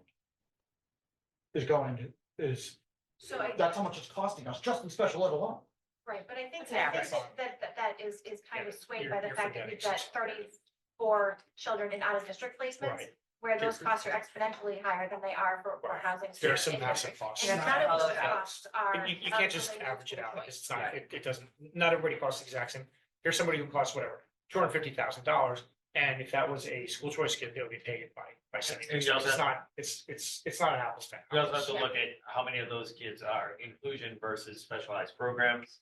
Because specialized program kids have a higher cost due to the intensity of their services. And So aside like from it the- doesn't, Yeah. it doesn't quite, I know what you're trying to do, Yes, it yeah. doesn't quite do that because the costs change depending on. I just think the bigger overall picture, once we get this data and it's all comes down. Yeah. When we say we make $2.1 million off of school choice, we're not even close to making that much money off of school choice. We're making maybe a few $100,000 at the end of the day. Oh, I think we're making. I think we're making. I think we're making a lot. Because none of those high cost tuitions Our school choice. are school choice. But if out of the 15 million, you yank out of the out of district kids. Yeah. Then divide that number. You get an average. You take the average, times that by 60 of the school choice kids who are coming into town. That gives you again, I know it's not perfect, but it gives you a general number of what you're looking at to educate those kids. I think. Yes or no? And You're so- taking a number. You know, What numbers you're taking? Look at, if you go back to the special education page, tuitions themselves are 3.7 million and transportation is almost 1.8. So you would have to take those numbers out to even get anything close, and then it's still, it Out-of-district can't be kids, done the that way, kids that unfortunately. Send, okay. That would go down. And then, but Yeah. the transportation piece is only for students that are in district as well. Yes. The percentage, take that number, times it by 60. It's a perfect no, but it's going to give you a pretty clear picture on what we're spending. So you're taking, I'm not sure I follow what you're doing. So you're taking the. We can go on. All right, well, no, but Let's- it's important, it's important because it's a, yeah, all right, we are taking it. So you're taking the mandated budget and saying, okay, the out of district kids cost X. Yeah. And so we take X out, whatever the number is, and what you said, 2 million, that's Yeah. the right number. Yes. It's just- Yes. Then the remaining number, so we divide that by the 468, sorry, gives us 32,000. So so again, I would say like, you're assuming that Each kids will all take the exact same. That, Yeah, right, exact same plan. I don't know if that makes That's not sense. Like, feasible. so there could be more, but we don't know until Because we the have the thing data. is, like, if you take the 3 for 30, that's 3 kids getting the same service for $100 an hour. So each kid might only be $30, so you can't assume that it's $32,000 for Right, and- Right, so the way that Because of the level of special education is going to be varied. At the building level, when people tell me about their caseloads, I say, don't tell me the number, tell me their names. Because one kid can be way more than 10 kids. Yes. One kid, Yeah. the time you spend with one kid could easily be the equivalent of the time you spend with 10 kids. So I say, don't tell me the number, tell me the name. Then when I hear the names, then I know the kid, and how much work it And- actually and is. So And I would actually it's make never never that like the same fallacy is when we say, okay, whatever our, I don't remember the number, our per student spending. it's about 14. 17,000. So by the same logic, every kid costs 17,000, so we're making 5,000, so we're actually losing 12,000. Yeah, that's not true either. So it can't just be a, straight division. This is one of those times you can't But- divide to make it simple. Right, but to your Sorry. point, I think it's probably time to see hard numbers on at least the special ed part of it. And I know, Jen, we talked about this, you Yeah. guys are already in the process of looking at the data across the board on school choice. So that we Yes. actually can have a little bit better handle on, hey, here's what we're actually getting out of this. Yeah. So, and I know that's a big project because it's not easy. It's not just a simple, couple of keystrokes on a calculator, but Yeah. we gotta get to that at some point. So at least, So we we'll can, add it to our agenda for, yeah, I mean, I think we need to placate members of the school committee, but also, I mean, if you look at the comments, there's a number of comments about. there's a lot of comments out there about school choice. So I don't think anyone understands at this point, and, and I've been doing it for a long time. I thought I had a great handle on it, and today I learned something that I did not know. So, Yeah. All right, so let's do that. all right. All right, so let's get down to the nitty gritty here. If we are lucky enough to get a 5% budget increase, we will still be $2.4 million short of our level of services. Why are we saying 5%? We're not gonna get 5%. No, well, that's, so Why are you looking at that number? I let me understand let me tell you why though. Yes. So that is, we're cutting instructional supplies by $100,000. We're eliminating $80,000 of instructional software. Reallocating some of our custodian salaries to cafeteria revolving.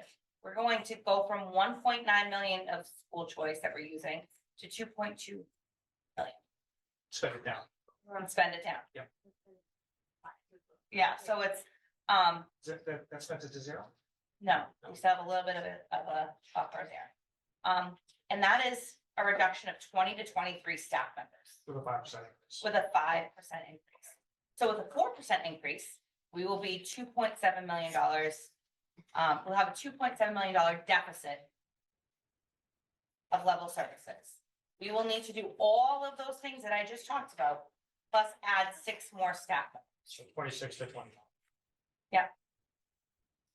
And honestly, to get to 3%,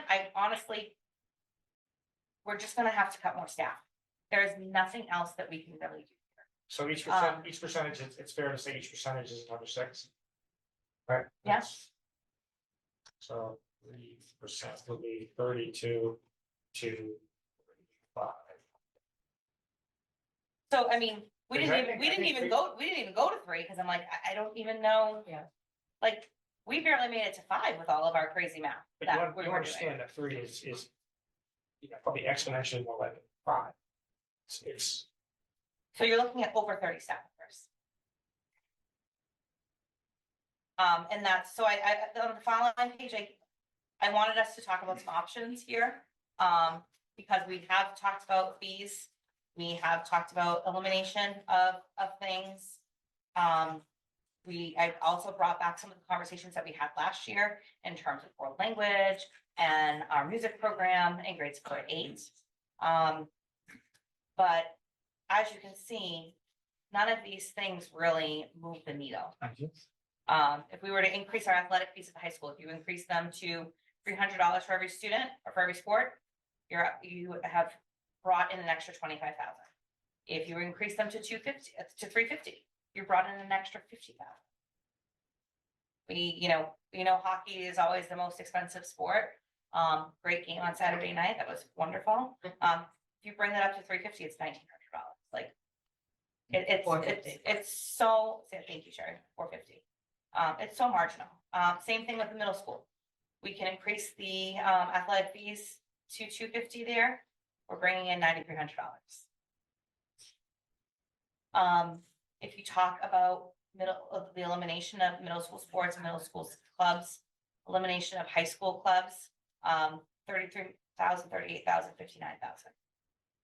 So when we talk about the elimination of sports clubs, that's just the stipend position that goes along with them. That's transportation that goes along with it, the stipend position. I know like some of the honor societies, there's like a fee to join those.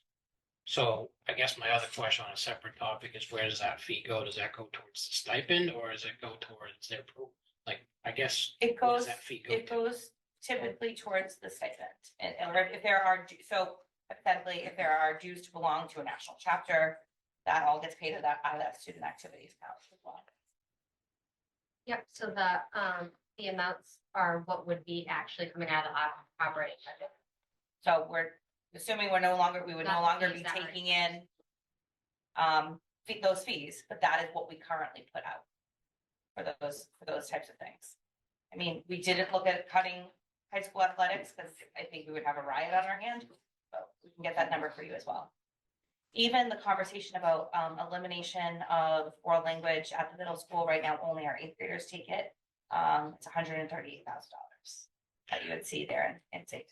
So with like the 138, is that like 2 or 3 staff members that are It's teaching 2 it? staff members. So hypothetically, if we take out world language at the middle school, would those 2 teachers be included in those 20 positions theoretically? Yes. Okay. Yes. So how we want to get to those 20, I mean, we have a lot of ideas on how we want to get there. One of the things that we started doing was looking back over the last 5 years and looking to see what positions we've added. And looking at, are there things in those positions that were added that we could remove with minimal impact to day-to-day with students, right? So that's what we started with, okay? And we saw that, okay, we can definitely get rid of X or Y. But there are other positions that we've added in the last 5 years that are really beneficial to the work that we're doing with students. So with some of our ESSER funds, we added math interventionists at the elementary school. Those teachers are working with small groups individually with students and supporting those foundational skills in hopes of keeping them off of an IEP. The same thing with our reading specialists and reading interventionists. That is our first line of defense for our students. That is how we're able to get in and support them in the small group or one-on-one setting that they need. Those positions have all been added over the last few years. The middle school deans that Mr. Hayward might actually fight somebody if we talk about the middle school dean, because she has made such an incredible impact on the school and the things that they're able to do here. He's like, I would rather give up X, Y, or Z than these other positions here. We've also over time increased some FTEs in order to give us some more flexibility with scheduling. We've looked at taking those FTEs and returning them to what we had prior. There goes our flexibility out the window. I wanted to show you some information here regarding class sizes. So what we have, this is the average class size that we have right now. This would be if we were to cut classroom positions at the elementary level, where we could. So we've got first grade classes at 26 and 27 with a reduction of a classroom teacher there. We've got, a second grade class at 26, 27. We have third grade at 28, fourth grade and fifth grade at 26, 27. Those numbers are not what we want to see, especially for our youngest learners. That's where we know all the foundational skills are built. Our principals, most of them are here tonight, have been really wonderful about looking at their budgets creatively and saying, I could give up X or I could give up Y. Ethan was not able to make it tonight, he had a family commitment.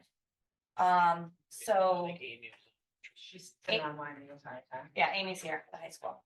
virtually. So, I think these are some difficult conversations that we need to have as a leadership team, as a school committee, in terms of what those positions would be.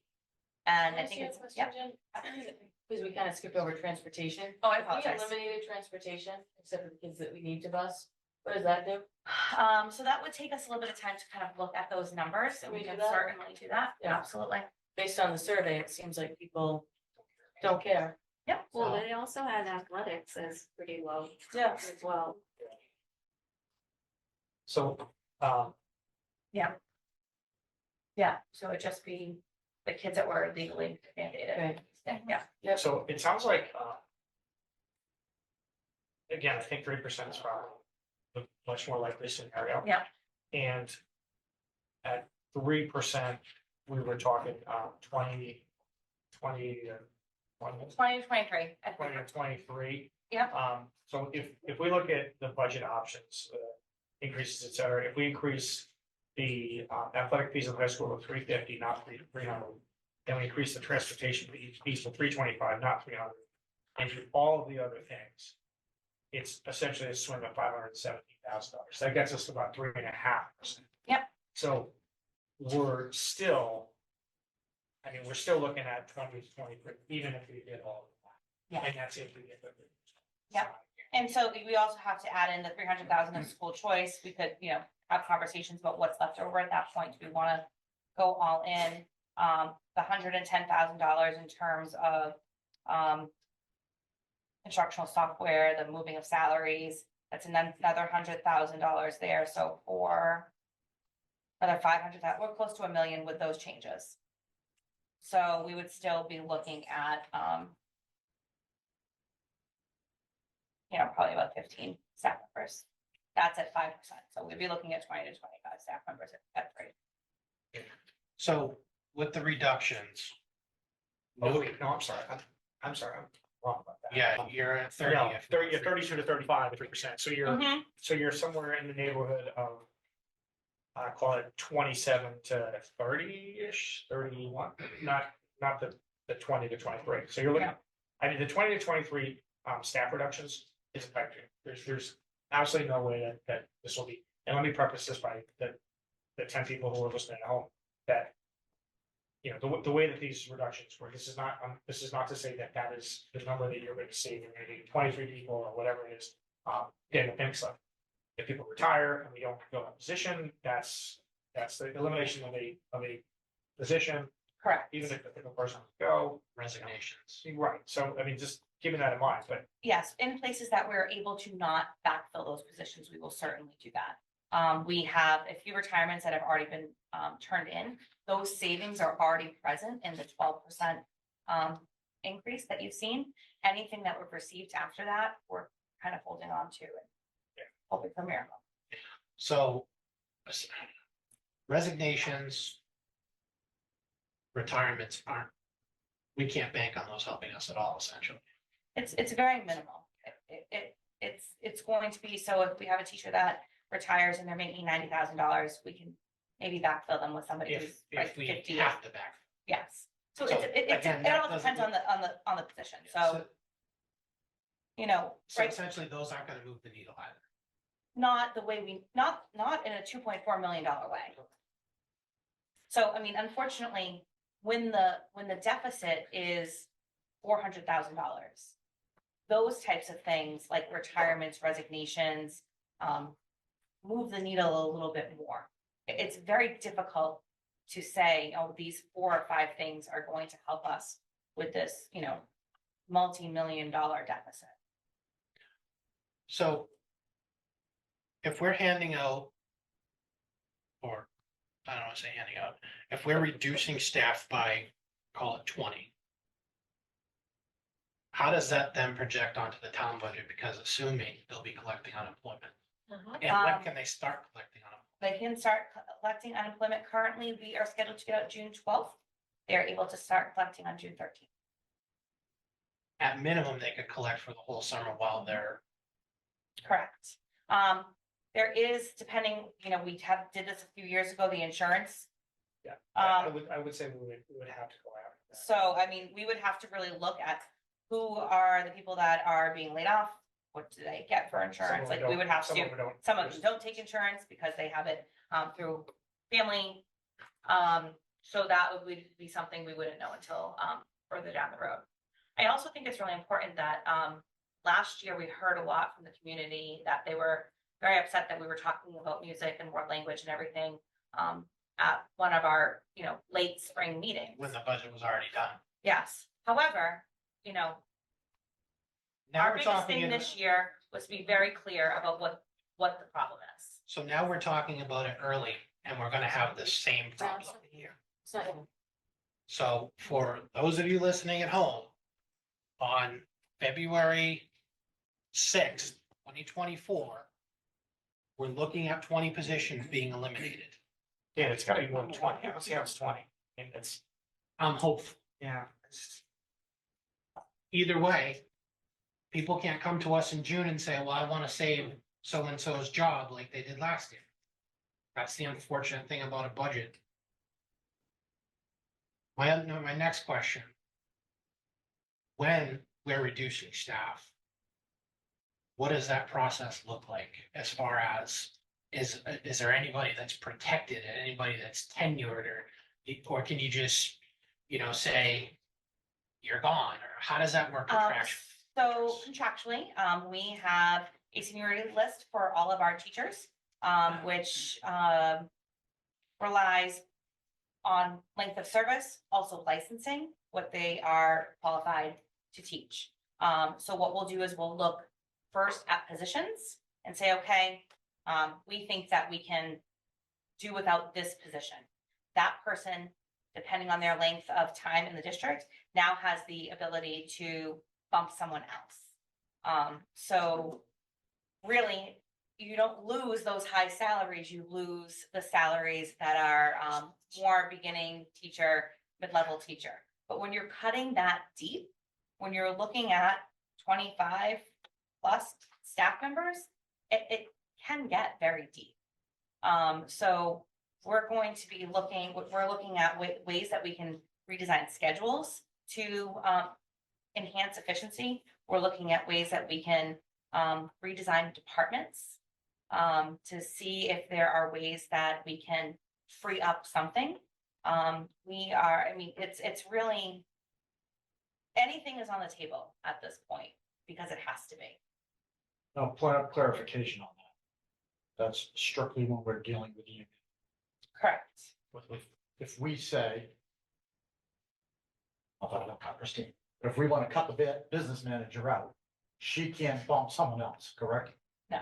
Got it. Okay. Then second piece of that, She's gonna take over Wade's job. I'm not gonna lie to you. We're in real trouble. I'm just saying. And then second part of that, hypothetically, we eliminate position A at the high school, we'll say. If that person doesn't have a teaching license, he can't go and bump a third grade teacher, correct? But what do you, what's like? Well, like the situation we had last year where, Not to pick on camera, but an instructional specialist who we have at the high school level, even though they might have 15 years here, we can cut that position out.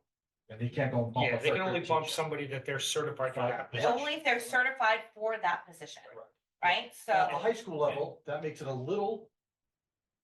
Not that it's in our favor, we don't want to be cutting positions, but in our favor that you only, generally speaking, have one subject that you can teach in the state of Massachusetts. There are multiple teachers who can teach English or science or whatever, but generally.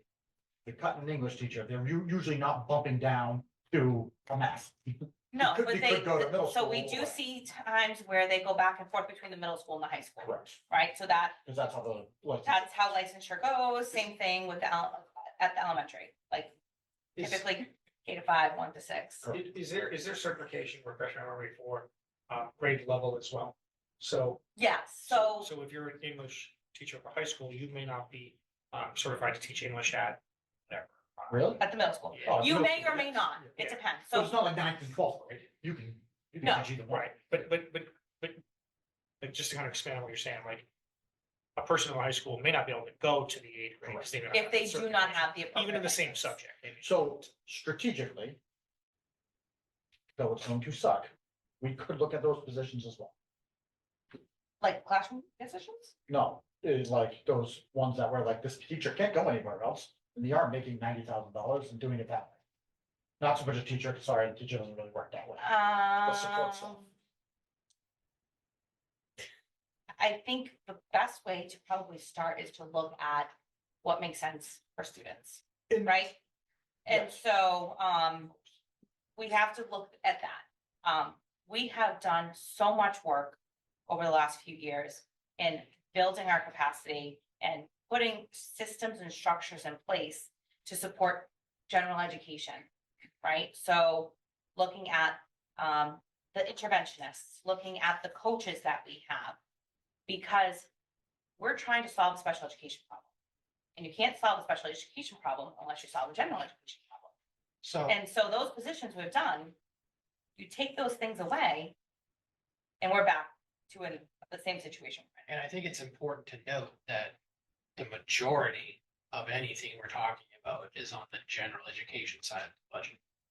There are very limited positions in special education where we could cut. Are we looking at schedules and caseloads and all of those things to see if we do have some space? Yes.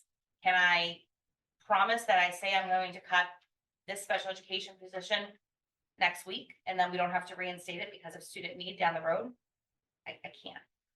So one thing you might see, Nick, so if we were to cut and it gets bumped down to the lowest paying teachers, I'm guessing on human nature, but if you cut, 25, 30 positions, it's likely that next tier is dusting off their resume that day. Oh, And you probably will see some defections, and then we can backfill what the teachers previously had with the low paying teachers, so that, there's no way to quantify that number, but that's another thing Yeah. to think about. Then you can have callbacks versus, Yeah, And- and- but sorry, I'm Yeah. sorry, but the other thing is that some of those callbacks might say, well, you're just gonna come in next year, so I'm not coming back. But- so if a teacher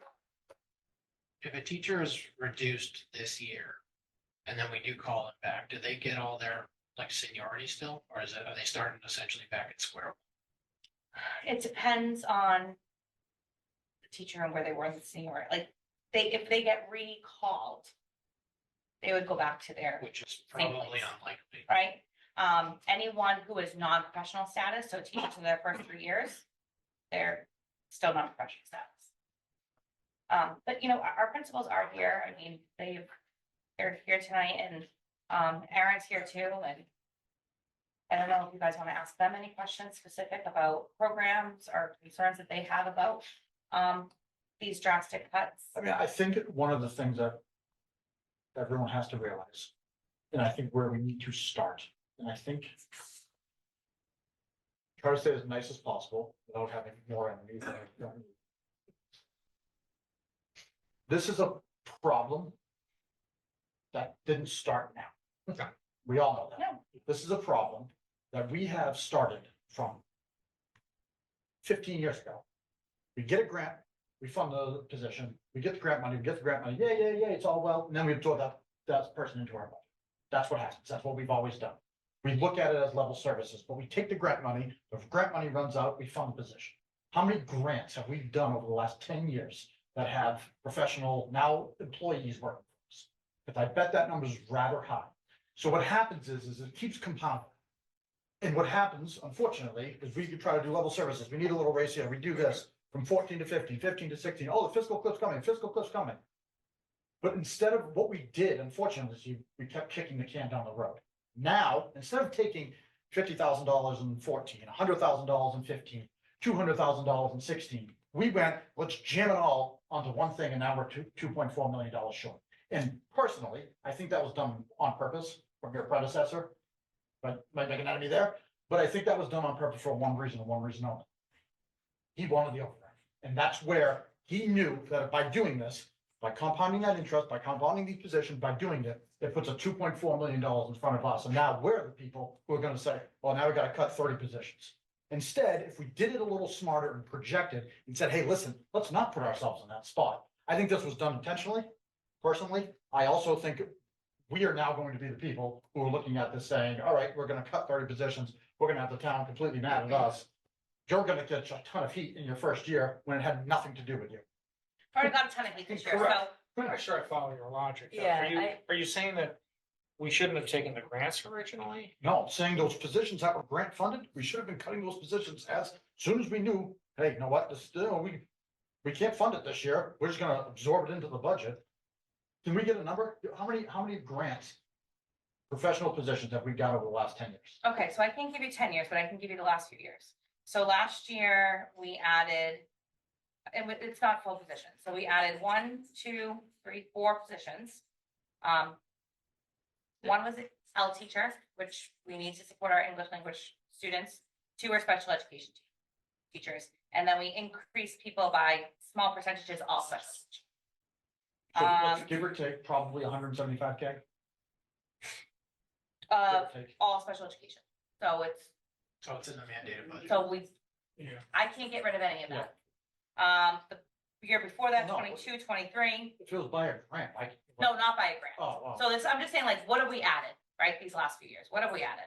yeah, but I don't, that's not what You I'm. want just- from grants? Correct. So Over the I last actually 10 think it years. would not be a lot. I actually think it would be much less than you're thinking. Well, because, I mean, historically, the grants, So like, like when you used to write the grants, they were almost recurring, and then we have a Yes. change at the federal level, big long cost. and those same people have been And if we take in those positions for years. I think, and I'm not gonna speak for you, but if we look at, say, what we added with the ESSER funds, for example, if that's 2 positions, then to Nick's point, that's 2 positions that, We didn't have money. So with the ESSER grants, we added 2 extra nurses. Which one has already been cut. We added the 3 math interventionists and the reading intervention.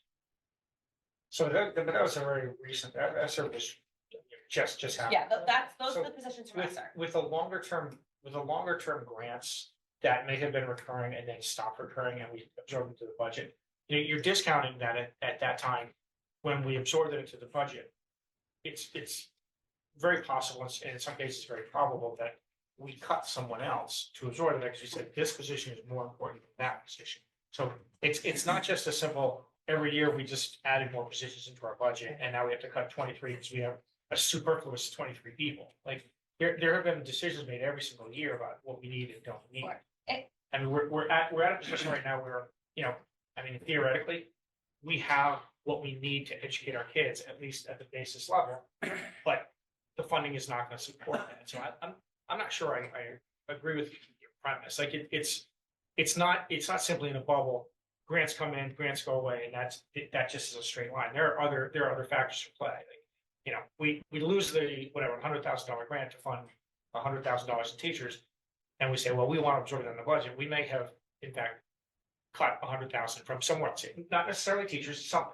Where we may have said, we're going to absorb that into, school choice. Didn't now, you or actually whatever. cut a Yeah, 3? I mean, prior to this, I cut a health teacher in the middle of an opioid crisis during last decade. I cut world language in the specials program. I cut 2 ELA teachers out of the middle school, so a year worth of English education from 6th to 8th grade cut. I cut 2 math teachers that transformed into world language teachers for grade 7, cut those, cut a reading specialist, and cut a secretary prior to this, all from like 2019. So we've cut 2 ELA teachers, a year worth of English education from 6 to 8 out of this program, change of schedule. We pretty much have their schedule at the middle school. They have 8 homerooms, I have 8 subjects, I have 8 classes. We're pretty much to bone at this point. So during that time, it hasn't been all additions. There's been So we have to subtractions. look, we have to look at. We cut a health teacher to do something else, or we cut, we used to have 8 specialists, now we have 6. And that number could shrink even more. So there's been cuts along the way in favor of other things. Again, I'm shocked with declining scores that we cut ELA. I'm shocked that we cut math teachers in favor of world language at the time. But then we ended up cutting those on top of that. I'm shocked that, again, during an opioid crisis, we cut a health teacher. But we did all those things. Barely a ripple, barely a thing. So, I mean, there have been cuts along the way. Yeah, I don't think it's fair to say that this was done intentionally. and, you know, listen, you and I agree to disagree and still walk out of here being friends all the time, but I don't think that's fair at all. And you have 3 people sitting in seats who have been doing this for 9 years, 10, 11 years, 15 years, that you're accusing us of, Well, of- not choosing you. well, Sure. you are, because I've been sitting in this seat for 9 years, right? So you are, when you say things like that. And you have to remember, like what everybody else is saying, we did the best that we could with the information that we had, with the changing needs of our students, general ed, special ed, whatever it is. We've done the best that we can to provide what we think is necessary for our students. That's, you know, these decisions are not made lightly. They're not made politically. They're made because we genuinely care about our students, period. So we've done what we did because we thought that was in the best needs of our students. And like Vinny just said, things were cut. We chose directions because we thought that was best for our students. That's how we've done this. And I think the other part of that too is, you know, those of us that have been here, you know, for a few years, you know, the needs from a few years ago are drastically different from this year. You know, like we didn't have, like when I started, we didn't have as many specialized programs. We didn't have a lot of this out of district costs. I mean, The mental health, that's, yeah, the the mental health is crisis huge. I alone mean, is huge since you know, COVID. and it's just like, I can say, you know, in my time, this is the worst budget I've seen. And, you know, but then you look at what have we done, what could have we have done different last year, the year before? And, you know, quite frankly, we're used to not getting what we quote unquote need. You know, we've never gone, you know, willy-nilly with, we need, you know, X, Y, and Z. I need to, you know, gold rimmed, you know, basketball hoops. I mean, we've always been fairly lean with our budgets. You know, we've been accused of a variety of things over the years, from hiding money to finding money. You know, and the numbers are what they are. That's just the bottom. That's the nature of what this budget is. These are the numbers. We could, you know, we could raise fees higher than what's on this sheet. I'm not going to put a dent in it. You know, it's just, this is the reality of, you know, where we're at as a school district. We can say this is the reality of where we're at as a town, but people don't want to hear that either. This is just the nature of, here you go. Do with it what you can. And we've been creative in the past. There was a year that, you know, the one that comes to mind is when we outsourced food services. But I mean, we've never added a ton of positions in my time here. You know, a lot of it was, you know, 0.5 to 0.7 or 0.3 to 0.5, but, you know, has not been a ton of new positions that people think that are out there. We've had a lot of internal candidates move, you know, quite a bit. But, you know, and I look at, you know, like one position we lost has really kind of hurt us with the communications position. No offense to the leadership team, but there's less getting out there because someone doesn't have the time, because we don't have someone dedicated to do that. So if you took 2013, say 2014, yeah, and compared it to fiscal year 2024. How many teachers were there in 13? How many admin? How many maintenance people? How many coaches? How many whatever? And then compare it now. You're gonna tell me there's not an increase. I would have to look at the numbers. I mean, I can Because also say, enrollment- for example, we would have to look at where the numbers, like what the positions were. At one time, I was one of 10 second grade teachers at JCS, 10. There's only 5 there now, right? So there have definitely been changes and cuts and things like that. If we want to look at the positions that have been added, we also have to look at the positions that have been added. And I can do that. I can pull that together. If you guys want to do 10 years, we can do 10 years. If we want to do 5 years, I already have the 5-year positions that have been added. But it's But what I'm getting definitely at both. is if we're level across the board and our enrollment has been going down by 7% that we saw on the papers, our test scores are going down. What are we doing? No offense, but like, we're adding more teachers, more specialists, more this, more that, more blah, blah, blah, blah, blah, more. We just started the new. We're adding more money, more. Test scores going down, enrollment's going down. What are we doing? What are we doing wrong? So I would say, what I would look at, if I were you, is look at, you know, our mandated and our general, and see how those are trending. And that absolutely has to be factored into. And it almost doesn't have to be factored in, it's pretty much the answer. So if you say, well, how many teachers do we have today? If we had, say, a conversation, 100 teachers in 2014, and the split was 30 sped and 70 general. And now we have 100 teachers, but it's 70 sped, 30 general.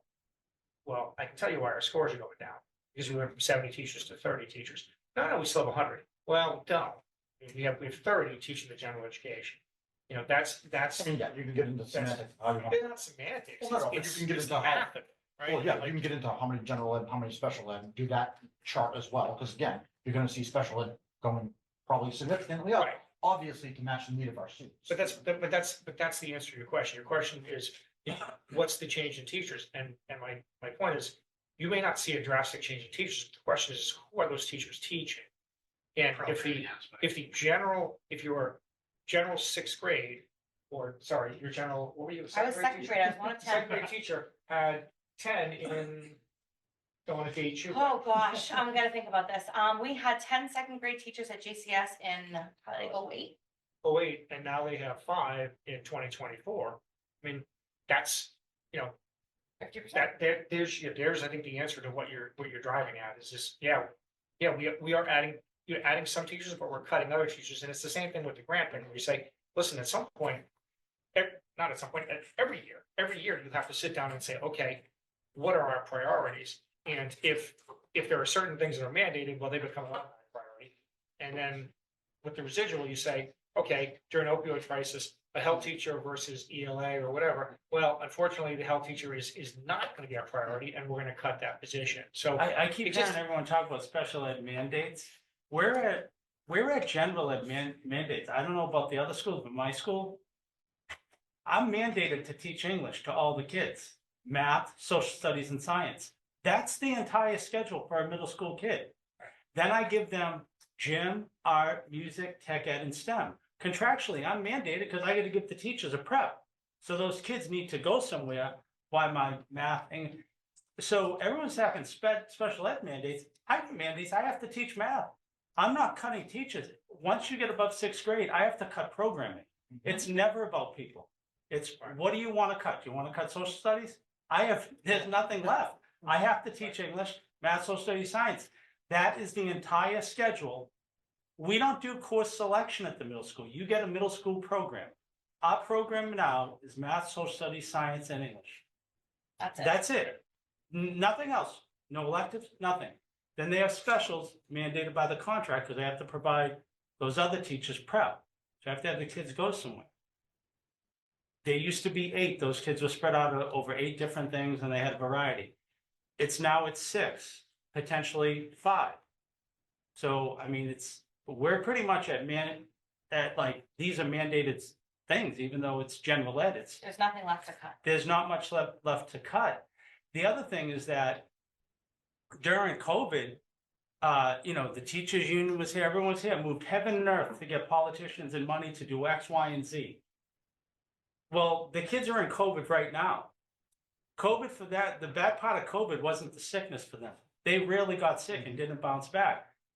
This is COVID right now for them, because this is them coming back from all that interrupted education. Anyone here advocating for money? Anyone pushing politicians to get money?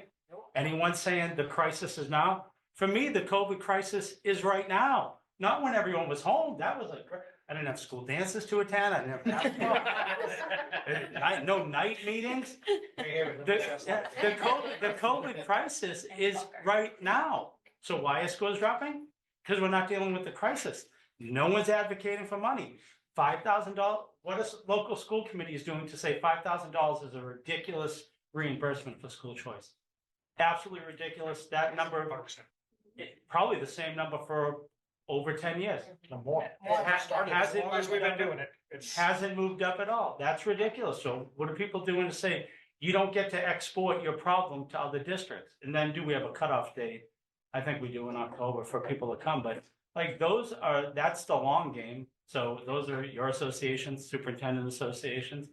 But we're general ed at this point has mandates. There's not much left to cut.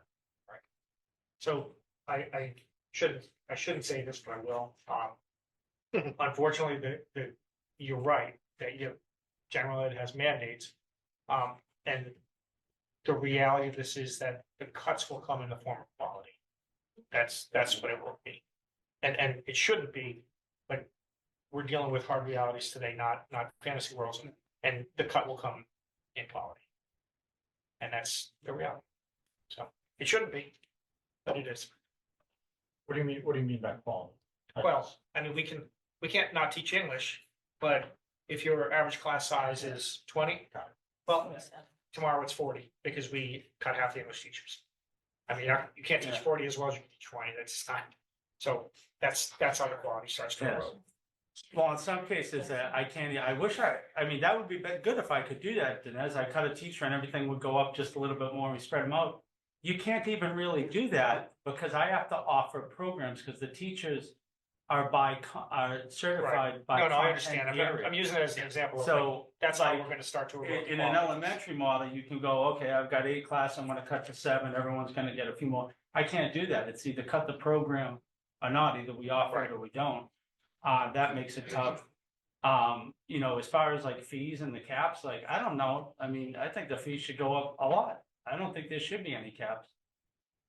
I don't, it's hard to budget when we have caps. I have no idea. We have some programs that don't bring in nearly what they should. I have a drama program. It's huge, a huge program. Part of the kids are there for free because they've already hit the cap. Yeah. So, I mean, that's something certainly we want to look at. And I'm not saying that we're not going to. However, unfortunately, also, I point out that it's a lot like, digging under your couch cushion for nickels to pay your mortgage. Like it just doesn't make a big dent. But not to say that that's absolutely not on the table, because it is. But we have to be realistic about what we can actually bring in that way. I mean, whatever we're doing, all that stuff, you might be able to bring in another 300,000 maybe before you start. And then it's people, and that's the difficult part, and I think, Nick, respectfully, your point, there's really nothing left for us to cut. Like, we don't have a lot of excess. And when it comes to general education, like, we've kind of at the point where we've cut a lot. Are there positions? Yes. Will we cut them? Yes. Do we want to? No, because those are some of the things that are saving a lot of our students right now. But ultimately, I don't know how you find 30 staff members. I will say, and you're gonna be shocked to hear me say this, but I actually think we should just take school choice to 0. I think just use it for positions now. And what are we doing? We're gonna not use them, not save the people now and lose them next year. All right, well. I think one of the things that we'll do whatever the committee, really feels that we should do. One of my concerns is, like, if we're cutting middle school sports and middle school clubs and, all these other things, I think we're going to see our school choice families leave. And so therefore, the fact that we brought in $1.6 million this year, it's not going to matter, because that number is going to reduce. And it might be one fell swoop, it might be a little bit every year, but you come to a district, you choose to go to a district because you want what they have. We don't have anything. I understand what you're saying, and I agree that will happen. I don't know that that's the beat on, not to. At some point. Yeah, my point is, we won't be able to rely on Right, it is. X amount next year. Yeah, so I don't know. I mean, again, I feel like saving it so that we can, we can cut those teachers next year instead of this year. I don't know if that's. Makes a ton of sense. I don't know. Well, I mean, I think the problem with that is if we don't use everything we have now, as Nick said, we've kicked it down the road. If we have to we're already making hard decisions, but maybe we can save 3 positions if we zero out school choice. Like 27 better than 30. I mean, we have to, and Well, let's look at busing. Let's see what that does. You know, Yeah. like, what number does that bring? We have to look at everything at this point. The town has once again spoken with the lack of people in this audience or online. They've spoken again. Yeah. So we'll do what they want. Well, I'm We just, haven't really done that before. I'm Just just let's do it. looking at this survey though, athletics was the least. Yeah. Like it was the lowest one, like. I know you didn't put any numbers on there, but I can imagine that some of these high school teams are, So you want to be a little bit careful about assuming that it's the lowest. The respondents, it's going to be the lowest because only 2 schools, but really 1 school cares about it. So the JCS parents are like, yeah, I don't really care. about athletics. They're not But thinking 10 it's- years from Yeah, now. right, yeah, well, I it's guess nice. what, I don't have an idea on like.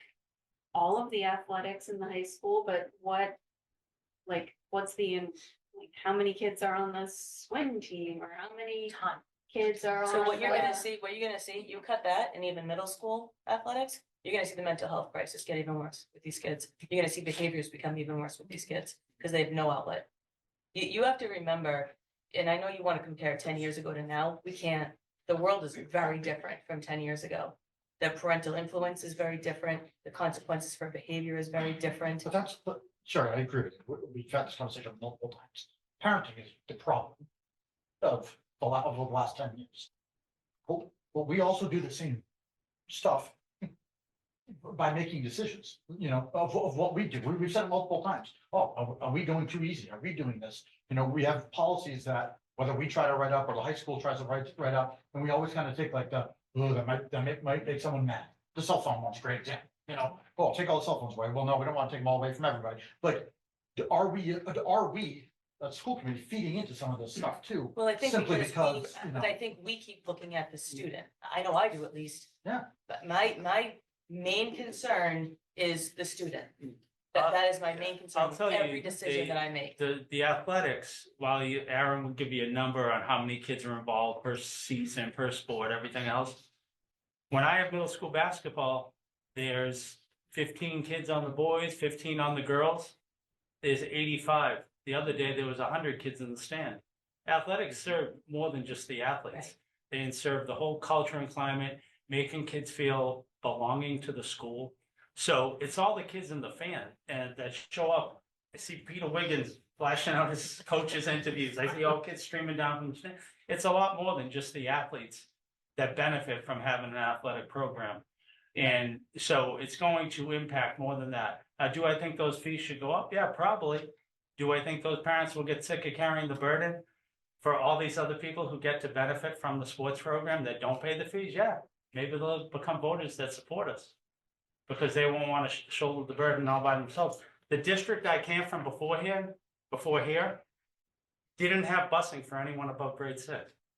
0 buses, because that's how bad it got. So it gets that bad. Yeah, 0 buses. So, Where was that? Over. Where was Joe? He was the superintendent. I was his principal. Where was, in Holbrook? Yeah, and Mr. Eunice was the town manager. Yeah. interesting, right? Interesting. Whole town's moving over here. So, Yep. there's all I'm 3 of not us. saying to like Although cut we got this. athletics, but I'm just saying like, maybe if we put these numbers out there, like, we don't have a pool. So I'm sure we have to pay to use a pool. We don't have a hockey rink. I'm sure we're paying. So I'm just saying, like, if we put the numbers there and like, that's a huge part of the athletics budget, I would think, no, like renting facilities. Yeah, I all maybe that I'm comes out like of way the off revolving base here, but All of those fees come out of revolve from. so, So like, we don't budget for the ice rink or the swim, like in capital budget. All comes from music. so what, so the what is it? 300 per student, or if we were to increase it, that covers the rentals or whatever it is. Yeah, like you right said. now, any rental that I pay comes out of the revolve. not the student active, not the student. But by revolving, you mean the fees? From the fees. fees, it's all paid from the fees.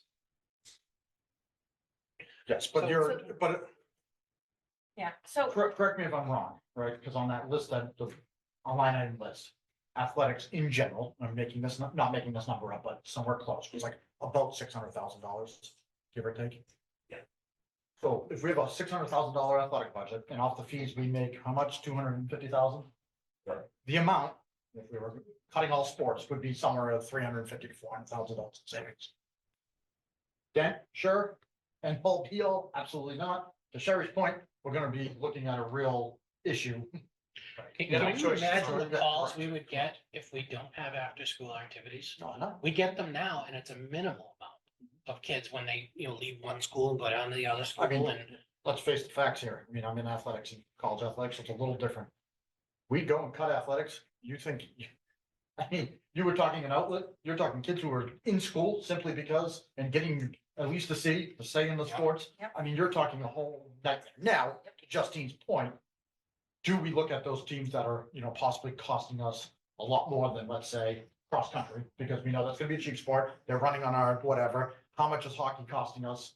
That might be a, these days, budget it's breakdown, Well, I So think my it's- counter, I do wanna share one thing. Cause everybody always gets on the sports that are somewhere else, the swim, the hockey. We're never gonna build $1 million hockey rink. We're never gonna build $1 million pool. We're never gonna build a $3 million Reggie Lewis Center. No, so. Like track just got a brand new track. Football, lacrosse, baseball, softball, they just got brand new fields.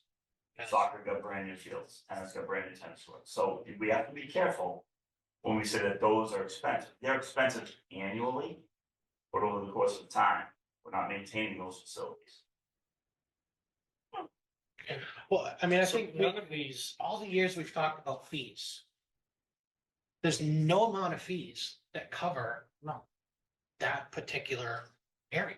Well, no, there is. If you took $600,000, figure out how many students we have in high school sports, divide it out and say everyone owes us $750 per So we sport. have looked at that in the we past. actually, we We- actually looked at Pay to pay to play play. We looked at pay to Wasn't play, that- and I don't even remember how many years ago that was, and It there was wasn't that some, long. it was, I remember $1,500 was like, I think the That cover was price. yeah. girls, I thought girls' basketball was the most. Was it expensive. because, there was just so few girls on the team, Yeah. and then the Yeah. travel, So Aaron might know, this. umpires, I You remember? believe, I remember his Ted shared it with me. yeah. I believe if So there Ted were, was still here. if there were Yeah. not no programs, there might have been one program that was actually not a cost. Everything is a cost. And so back then, the thought process was not, well, we'll just take the cost and that'll be the new fee. It was more, okay, well, we're gonna take the cost, and if you wanna play sport X, you'll pay the cost of sport X, and that's what it is. So, which, I mean, you can do. It gets a little slippery because when you say, okay, we're gonna do pay to play, and just for the sake of the conversation, girls' basketball is $1,800 per student to play. You're gonna have, I don't know, if the number's 15, you're gonna have 13 kids who are saying, well, I'm not playing basketball. So then basketball disappears, which, I mean, it's, and listen, You can pay AAU for less than that. Well, then the other problem is you gotta be very careful. Because but I agree with you, Nick. women's basketball goes, you gotta figure out Yeah, what men's basketball. exactly. Yeah. So, So then it's, we have, you can't have, not picking on anyone here, but you can't have 17 men's sports and 3 women, because the women's side and the parents side. I You know, don't wanna do So- those. correct, yeah. So, and let me be very, He's got enough to do. let me be very, very clear, like, I, on a real fundamental basis, I agree with exactly what you're saying. Like, the reality is, we have to make choices here. We can't not make choices because they're hard. It's unfortunate, but that is the job we have, so. I think in the end, I think everything has to be on the table, but I just want to be cognizant of like, okay. If we cut this, and it's kind of, it goes back to the whole premise of like, when we absorbed the grants and we said, okay, we made a choice because this is more important than that. If we're cutting something, we want to look at it and say, okay, holistically, that is less important than something we're not cutting. And that's why I'm very cautious about something like sports, where, I mean, not only is it important to keep some of these kids in school, there are kids who may not, they may not go on to the D1 level, play a sport, but it's absolutely going to be a factor in them getting into schools or, staying in here and getting grades good enough to get them into a school. So that, the holistic view of it is a little bit more complicated than just simply the money is, it's this, so. I think that's I can tell you from experience, my grades went down when I wasn't involved in it after, so typically the winner doesn't sport. But we have to be careful just always talking about sports, right? There's kids that are into drama and art and you know, Right, we have to right. be very That's all. careful. Clubs Like, in but general, again, yes. here's the problem, right? We're still looking at all these things that affect kids. Yeah. And it's the 5 of us that are gonna sit in these seats and devastate kids. They will come out in droves crying, parents will be angry, but yet tonight, nothing. How I many won't male get reelected. parents? It's infuriating. Infuriating. There's 20 on. No, good. It's great. Question. And this can open a can of worms. Yes. Why not? Yeah. We know the state makes mandates and the unfunded. Oh, We have a lot of unfunded. I was mandates. like, actually, So sorry. we have mandates that the state says, here, you gotta do X, Y, and Z, and you get $0 for it, make it work. Yep. What happens if we say, we don't have funding for that, so therefore we can't do it? I think it probably depends on what the mandate itself is. But we would probably get fined, we might go into receivership, the state would come Then in. your whole school system. What is It that? depends on what it is, like, what mandate do you not wanna follow? I don't. Probably a whole hell of a lot.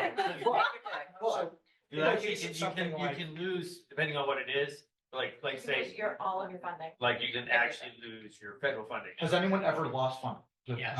Yes. There's some school systems, I believe, John, you might know more about this too, but that are in receivership or have been in receivership, who have lost some of their funding, Who? and they've been taken over.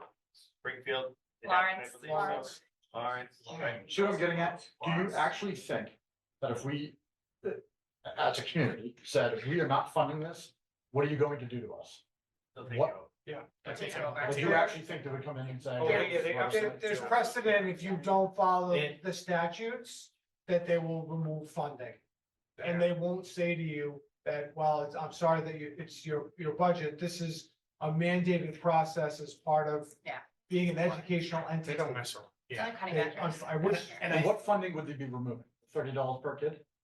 So all of our entitlement grants that, so like the $700 and something thousand for special education, all the title grants, those would be the first to go.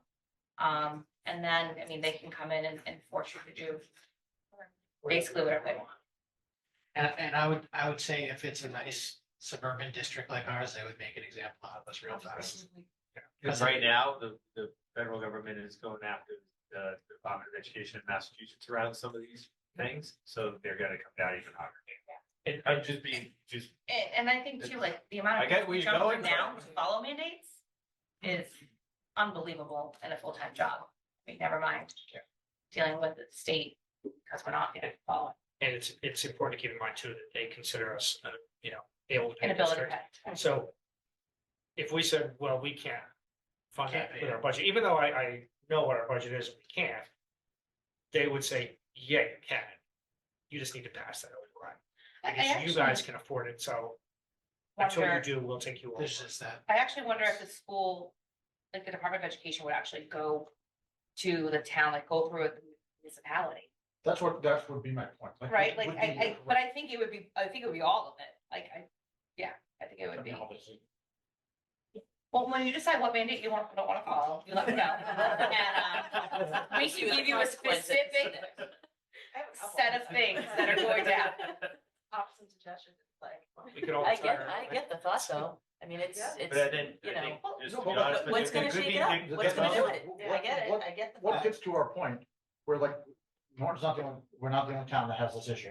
Right. We're seeing it across rich communities such as Newton. We're seeing it across a lot of towns and districts in Massachusetts. Does it just take one? And then people start going, hey, this is what we're doing. Hey, we're jumping on too. I don't know. It gets to a We've point done- where I'm gonna mandate you to put flowers at your house and you're like, I don't have money to do it. Oh, well, the town's gonna come in. It's like, Right. what, at some point. Yeah, like, someone has gotta be like, all right, it's enough is enough. But I We've would talked to caution you politicians. against being the guy charging the hill saying, let's go. And you turn around, there's nobody behind you. Yeah. No, You know, just be me. that's- Well, I mean, I think the other. No, I mean, some of these in our mandates- town, we turn some around, of the us town of sitting Norton in says, this room, hey, what happened? But some of these mandates, if we don't follow, even though, let's say you guys are the ones who say to us, you're not following them. We're the ones losing our license. Yes. Right. So like, not just us, it's Yeah. some of our teachers, Yeah. right? So Now we're gonna have a situation where, you know, people have been like, Those would be oh, some whoa, cool I'm houses.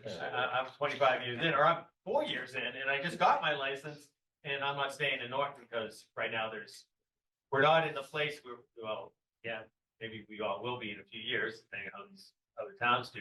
But right now, there's more jobs for our teachers to go to, right, than there are, you know, so there's openings, like, right now. Yeah, they don't have to They stay. do not have to stay. And I don't know the legal machinations of receivership, but I'm fairly certain that when they come in and take us over, the school committee gets absolved right away. Yeah. And then they say, Oh, okay.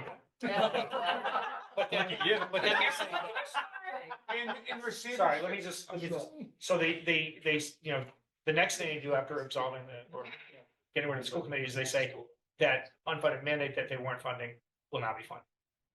And so what it would happen is it would take control of the district away from the district. And in the end, they would just do exactly what they wanted to do in the first place. So, Districts in receivership don't have any autonomy over locally based decisions. They're exactly. all run from the state, essentially. Imagine So that for your kids. Our heads would explode. so Charging Hill wouldn't sound so great. No offense, but we are kind of run by the state. Well, yeah, Yeah. yeah. We do have local control over certain. Yeah. So you want to make sure that you can maintain that. It's the same thing. If, you know, we always talk about MCAS. Get to that point where the state is coming in and providing additional support, so we lose a lot of that. And so they'll make it seem like we don't have a lot. It's a lot once it's taken You know what? away.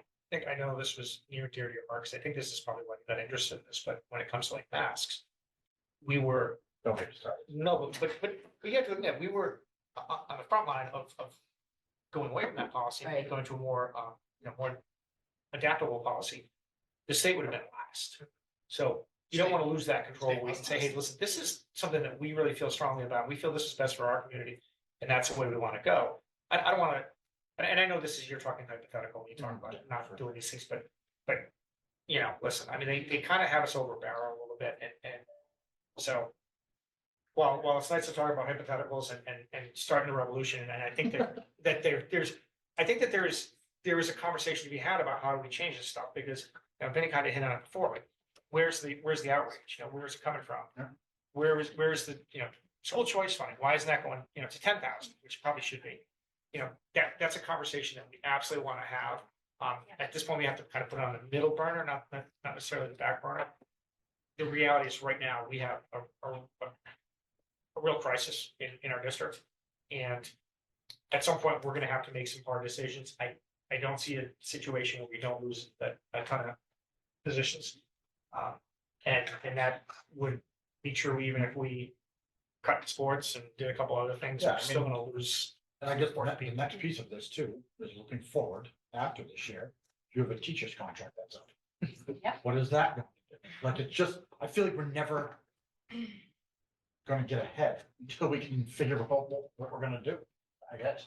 I mean, you know, how's the teachers are gonna look at this and be like, you cut every position. We have now that, like, we're gonna be in a spot of how are we gonna negotiate a new contract when we just had the biggest cut that they've received probably in their history of the Yep. board.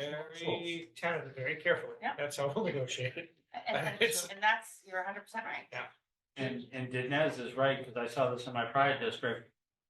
Once you get close to people, they start looking, and then it gets offset because you lose people, and then you have to hire at the bottom, because superintendents start telling people that you can hire, but it can only be step this or step that, so you don't get quality people.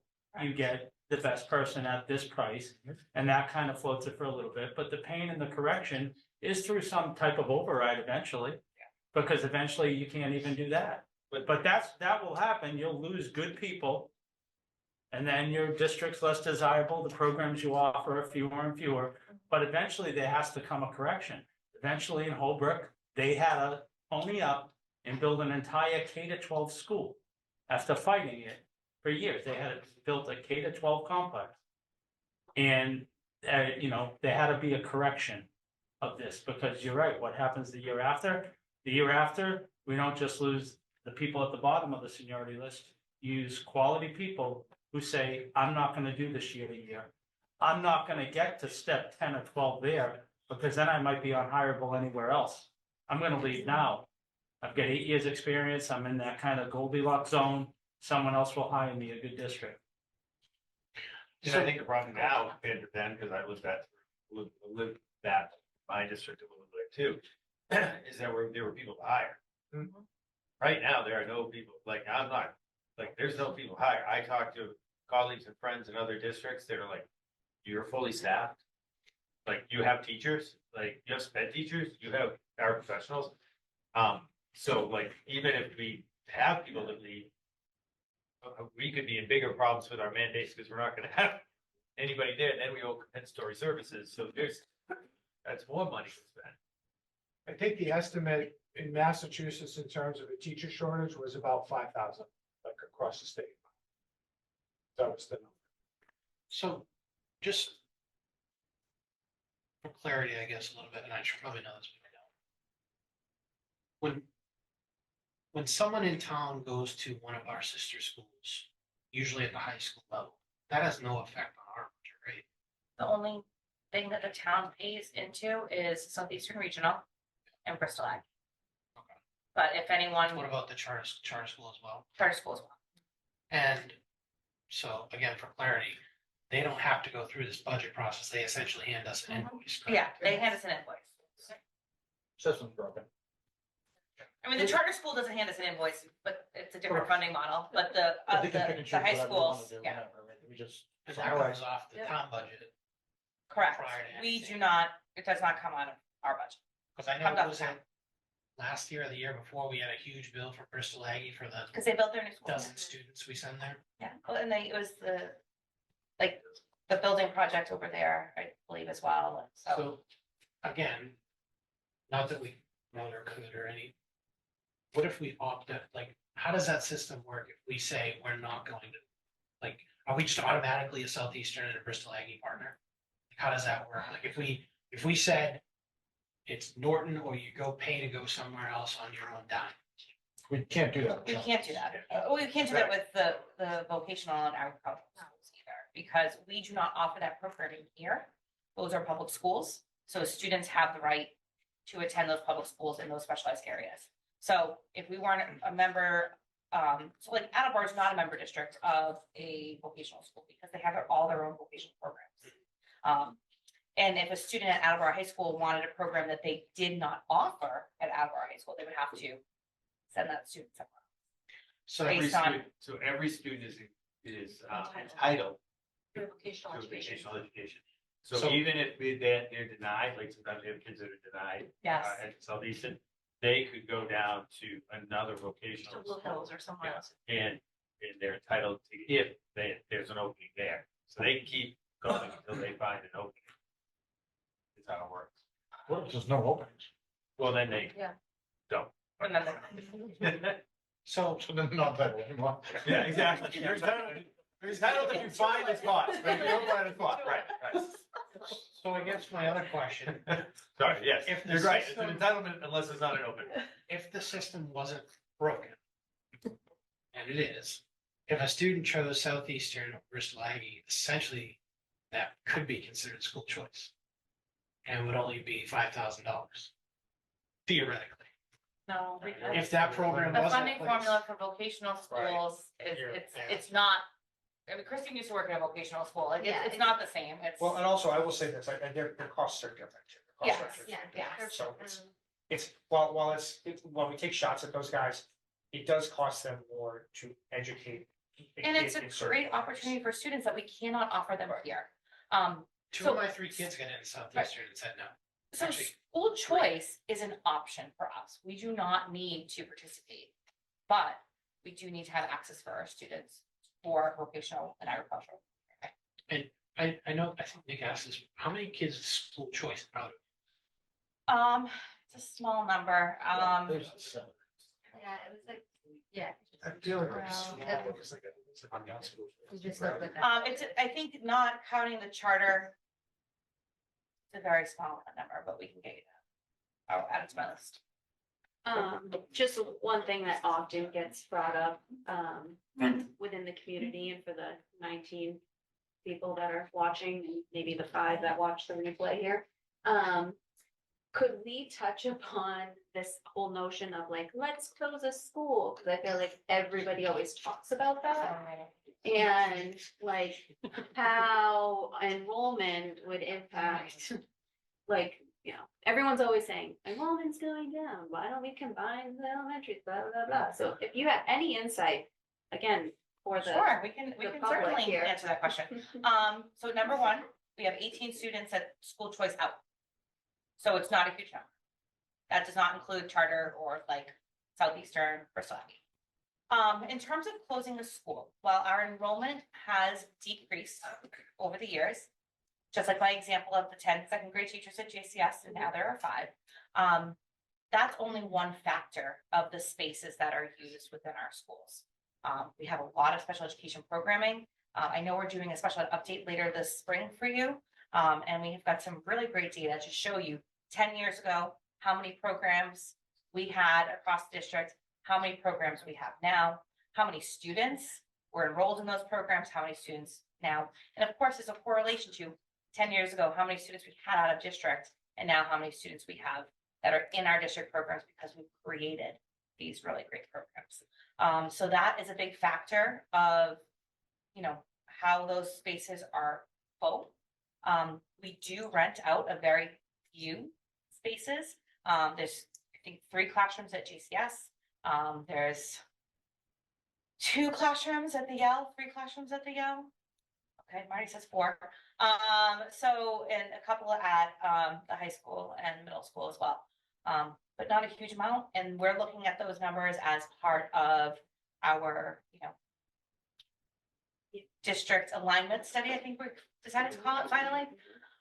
So those are things that we're looking at, and we'll, you know, we're already working with Reeds to like pull back a classroom at JCS for next year, because we need space for our specialized programs. So in specialized programs, again, just for those who may not have that knowledge of what that means, their student to teacher ratio, like there's less students within that classroom. Yes. It's not like 20 students are in a specialized class. We're talking like 5 to 10 or so. Yeah, 10 to 12 is the max, as Casey mentioned earlier. Just to clarify. And those are for students that have specialized learning needs that require that small classroom setting.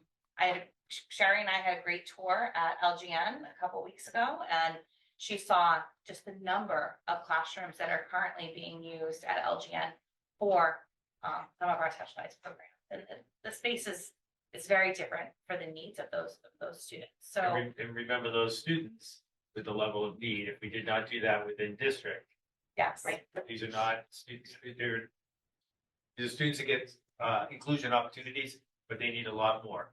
So without that, they have to go to an out of district placement, which again, is that additional cost of transportation, all of that. And it's always more expensive to send a student out than it is to develop programs. You So know, I can't find it right now, but we did put together like, over the last 10 years, the growth of the programs, you know, about like 10 to 33. 33, or something along. I mean, I want to give you the exact list, but just on the needs of the students, Which is also essentially adding 2 reduced. classrooms, What's that? which is essentially adding 2 classrooms. Oh, yeah. You You're used to adding, have 1, now you have, for 10 kids, now you have 33, so you're adding. you're absolutely adding classes, and, but you're also saving those out of You're district. saving Yeah, Right. which is So- huge. Yeah. which is more than half, despite the prices and despite the needs of, as not just here in Norton, but across the board, due to, as Denise said, you know, sort of the services that kids were not able to get during the COVID times, our out of district numbers are still lower because we're able to service these kids, but they take classroom space. So, Dr. Marcus and Mr. Higgins and Casey and I were talking today about trying to shift some of our programming around. And one of the issues that came up is like, okay, but where? Yeah. Like, where do we put the rooms? Who do we move? What do we do differently? So, you know, just to do that, and some of that has to do with, we don't have enough buses. We don't have enough vans to get that certain population all over to the LG side of town. So I think it's hard for people to, sorry, Dan, but I think it's hard for people to understand too, you know, the needs of our students this day and age. We have a certain population in town who, I have a hard time. who kids, who their kids grew up here, wherever, very different. I grew up very different than how kids nowadays are growing up. The needs of our students have grown. It's astonishing, the needs, whether it's, mental health or, Just the way they learn. yes, I mean, it's just, so it's very difficult for people of a certain generation to understand what is needed in our schools, because all they're relating it to is, well, when my kids went to school.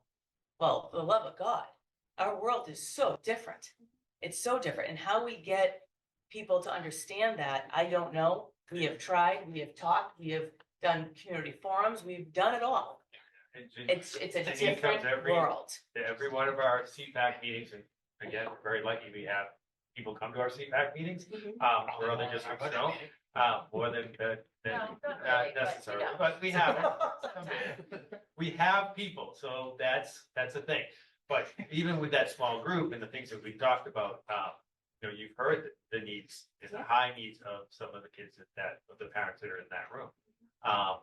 So those are the programs that we had to create so in terms of closing schools, and yes, but when you go from 10, we're using 10 classrooms, we're using 30 classrooms.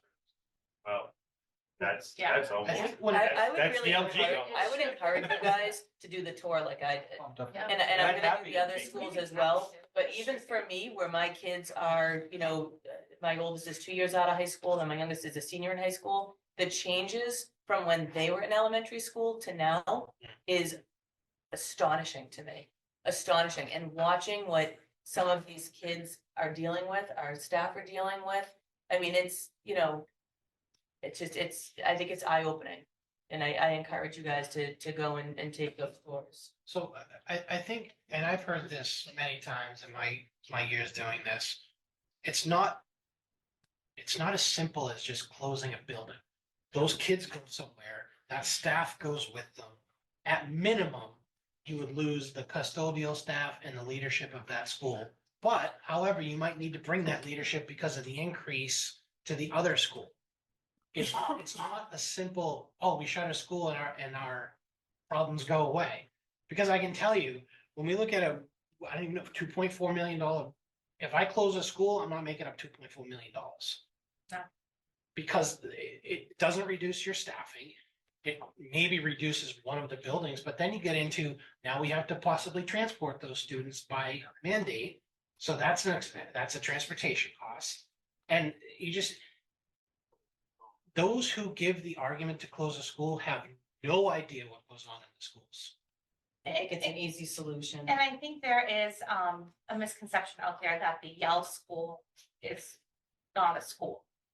And that there are no classrooms in the front part of the building. And I've heard that many times from people. There are absolutely classrooms over there, it's. But I mean, like for the Yale, right?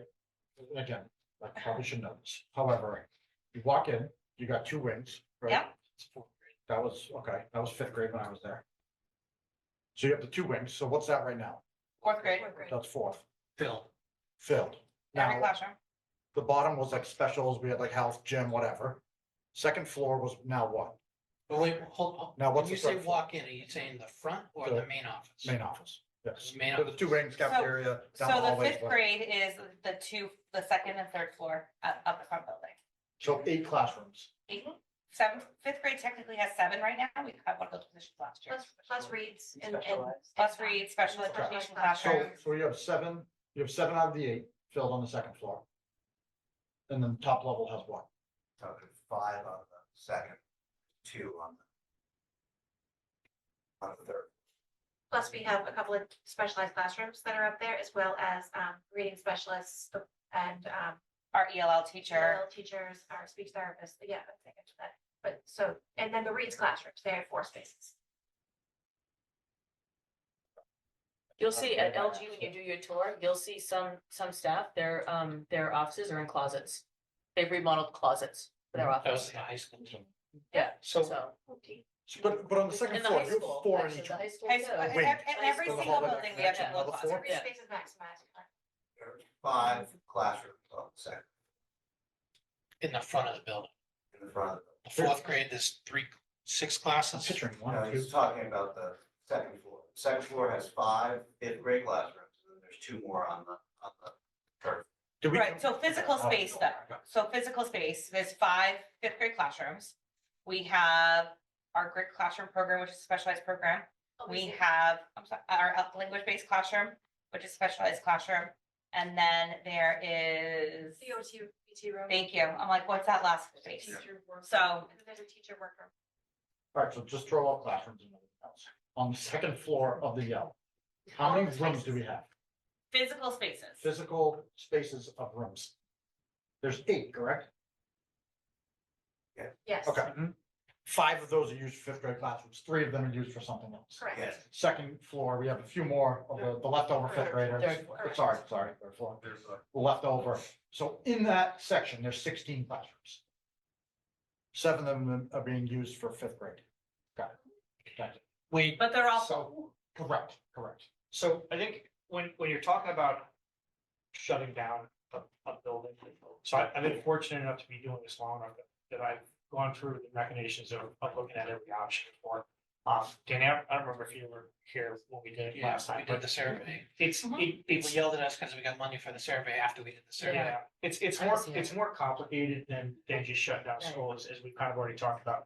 So with respect to the Yale, so, I don't know that Yale is even a realistic option, because we have 2 It grades was in never there the now. Yale. If you cut that, if you close that school, you have to put 2 grades somewhere else, right? You can't put them at the middle school, because the middle school has, however, it goes 6th, 7th, 8th, right? So It's not you can't put them there. So are you putting them at the LG and the JCS, 2 grades? I mean, it's not super, it doesn't really work, right? So what we're really saying is, we're gonna close the LG. And the problem there is as Danny said, it's not just simply, okay, well, we lose all those expenses. I can't remember what the number was, but when we looked at it, it was like $200,000 of savings. You're gonna move all the kids, obviously. Those kids now all, because right now they're not, anybody who lives less than a mile is not mandated transportation. They're now all mandated transportation, so that cost is not.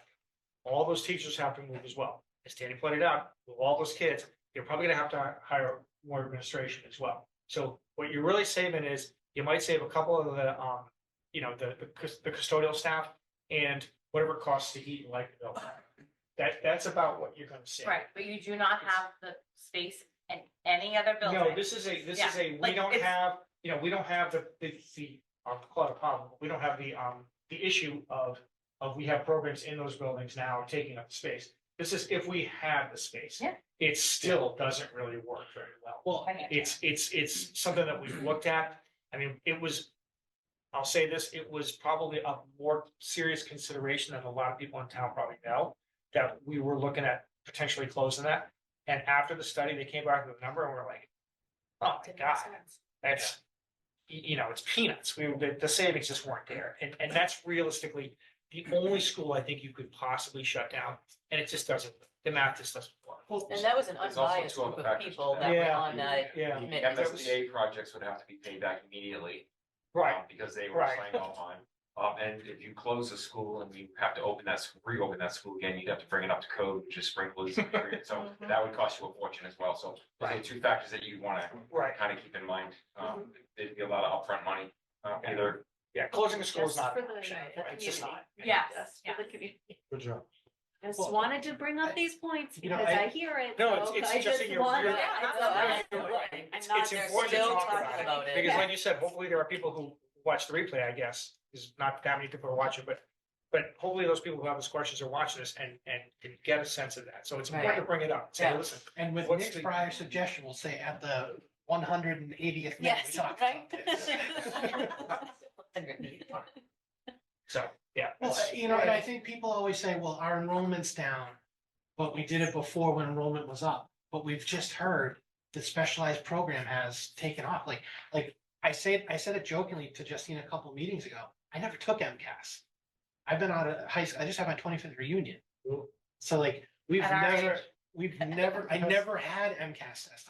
So just the simple standardized test that's now a requirement was not a thing 25 years ago. So now all the specialized programs, I can tell you right now, there wasn't any specialized programs when I was in high school or middle school. I can't remember elementary school because that's getting it done. more. Really I think long if you do the time. quick math as well. But it wasn't, we didn't have 30 It's classes. That's a huge number. Ten to what? 23. Don't even get me started on this. I see chisel program. 10 years, we lost 23 classroom spaces. Just for that. Yeah. So, wait, not to put you on the spot. But he will. No, But But here I'm about to do it. we don't have any open classrooms in any buildings, right? They're all occupied. Every space is occupied. Yes, we have, like, at Shelby's point, we have, classrooms that are being taught at the stage of the LGN. We use closet spaces at the high school. Our AD's offices was a closet space. Very nice closet. yeah. It's a nice It is. We're running out, we're running out of spaces. I mean, that's, because we are just, that's spread out throughout the district now, storage. At high school, we had the wrestling room, but they had like a There's a storage storage room. area. For our That's for inclusion teachers right now. inclusion teachers, so that they can do their work and have their. And it's a little, it's. We've converted Throw it away. we've converted it, a closet at the, in the library at the high school to an office space for the teachers as well. I mean, I think it's safe to say, the only way you would ever shut a school is if you added on to, let's say, a JCS. Yes. If you added a wing onto JCS, you could then hypothetically possibly shut a school. But But that's kind of where we're at. Depending on the size of the. Of course. You would have to. But you could only go up though, that's. the- Oh, yeah, I gotta wait. Oh, yeah. Yeah. Yeah. You said it louder. Septic. Septic. Yeah, that's it. Oh, yeah. Yeah. We own that.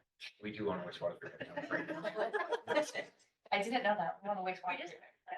That's great news. Can we rent it to anybody? That's what I asked. So they could be turned. All right, this has been a long meeting. Do we have anything else that we want to bring up tonight? Well, I guess the $100,000 question is where do we go from here? Like, what do, Like 2.7. Yeah. let's try it again. I mean, when do we make these decisions? I mean, so I think I can put together another budget which looks at the programs and what we're still looking at and give you a better idea in terms of numbers. We can bring you back a short list at the end of February of what we think the positions will be. I think that would be helpful. I think probably, first and foremost, let's stop saying if we get 5%. That doesn't make any sense to me. I don't. Well, because the joint meeting is even the 5% put the town in the negative. 4% was like only 100 Yeah, grand I mean, in the the negative. 5% is like, that's not. That's off the a table. real option, so it doesn't make I any think sense to we're- say if we got 5%. I think the best course of action is we have to look at 3% and 4%. And we are gonna have to figure out how much between 3% and 4% with cutting this, school Yeah. choice. And, you know, for us realistically, I think we have to aim for 3.5. And I think that probably, I don't know how comfortable you are doing this, but I think we probably need a little more granularity on positional cuts. Yeah. And what that would be, and because again, our job is to make hard decisions, and I think, and I always criticize other people in town for not making hard decisions sometimes, and so it would be hypocritical of me not to be willing to do that, so. So we have a list so- of positions that we think are probably Plus full cuts. not good ones, but okay, we could do this, we could do this. So I'll share that with you. I'm trying to be really cognizant of our staff to make sure that we're not saying things to them in Right, February. and so that's kind of what Freaking people that's out. why I was saying, I'm not sure how comfortable you are, but I think we also need to, at some point, start saying, okay. And quite frankly, I think not just give us a list, but kind of, if you could give us a sense of like what the prioritization of that list is. Yeah. So, because we're gonna have to probably look at it and say, okay, we can save a couple of these if we make, some moves here or there. Listen, the cuts are draconian, right? There's no way around that. So if we need to look at it and say, okay, this makes sense, we can save this makes sense, we can save this. And there's gonna be a point where we say, doing this is not, it's not a priority for me over saving this. Like, at some point, we're gonna have to, guns or butter, we're gonna have to make a decision. So it's, I regret that expression. Me neither. yeah, it's an economics. So you have like a little. Never heard that No, expression? seriously, no. Take an economics class for the love of A God. lot of these little. So, but at some point, we're gonna have to say, okay, you know what, saving that next person is unfortunately not a priority, or we're keeping something else that we have, or whatever, keeping fees to a reasonable level. So we're gonna have to make those decisions, and it's Absolutely. gonna help us to know, like, okay, where along the granularity line are we, like, what position are we talking about? Yeah. Because there's, and you may come back to us and we may look and be like, wow, we care more about this than that, or whatever, like, we should know these things, you know? Yeah. So. Sooner Yeah, rather than Yeah, later. and I think even with like the staff. Yes, you don't want to be like, we're cutting X, Y, and Z, but you're number 3 on the new hired list, you probably have a pretty clear picture that it could be me. You know, so I don't think like, I think that is already kind of out there in terms of like, if we're cutting positions and you're on the low, you know. I think these people are already probably assuming like, oh, my position's gonna be eliminated, or I'm gonna be the one cut, because I'm common sense at this point. I'm sure staff is nervous for sure. Yeah. Of course they are. It will first manifest in request for letters of recommendation from all. Yeah, I'm sure. Yeah. I'm Yeah. sure. I anticipate that's, Correct, Yeah. for sure. just trying to prepare, can you write me a letter? And we can't Which not is do it because terrible. it makes them. Yeah. It's just not. Yeah, no, We don't have that's much. fine. This is never No, anything much. personal, right? It's- No. it No, just no, isn't. I mean, God, I would much rather Terrible. not. It's terrible. I would much rather hire people, but Yeah. it's not where we are. Does any staff have any other comments or things you guys want to add? And if you want to make any donations of millions of dollars. I appreciate you all coming, really taking time, Yeah. 3 hours out of your night to come and sit here with us and kind of talk this through. And, you know, I certainly do appreciate all of you guys making the time, all of you. It's hard decisions that are gonna have to be made. It's a terrible position to be in, but yet we continue to volunteer to do this year after year, and here we are again. So, anything else? No. Anything else, guys? Nope. Motion to adjourn, So moved. second, Sure. all those in favor? Aye. Good night, all.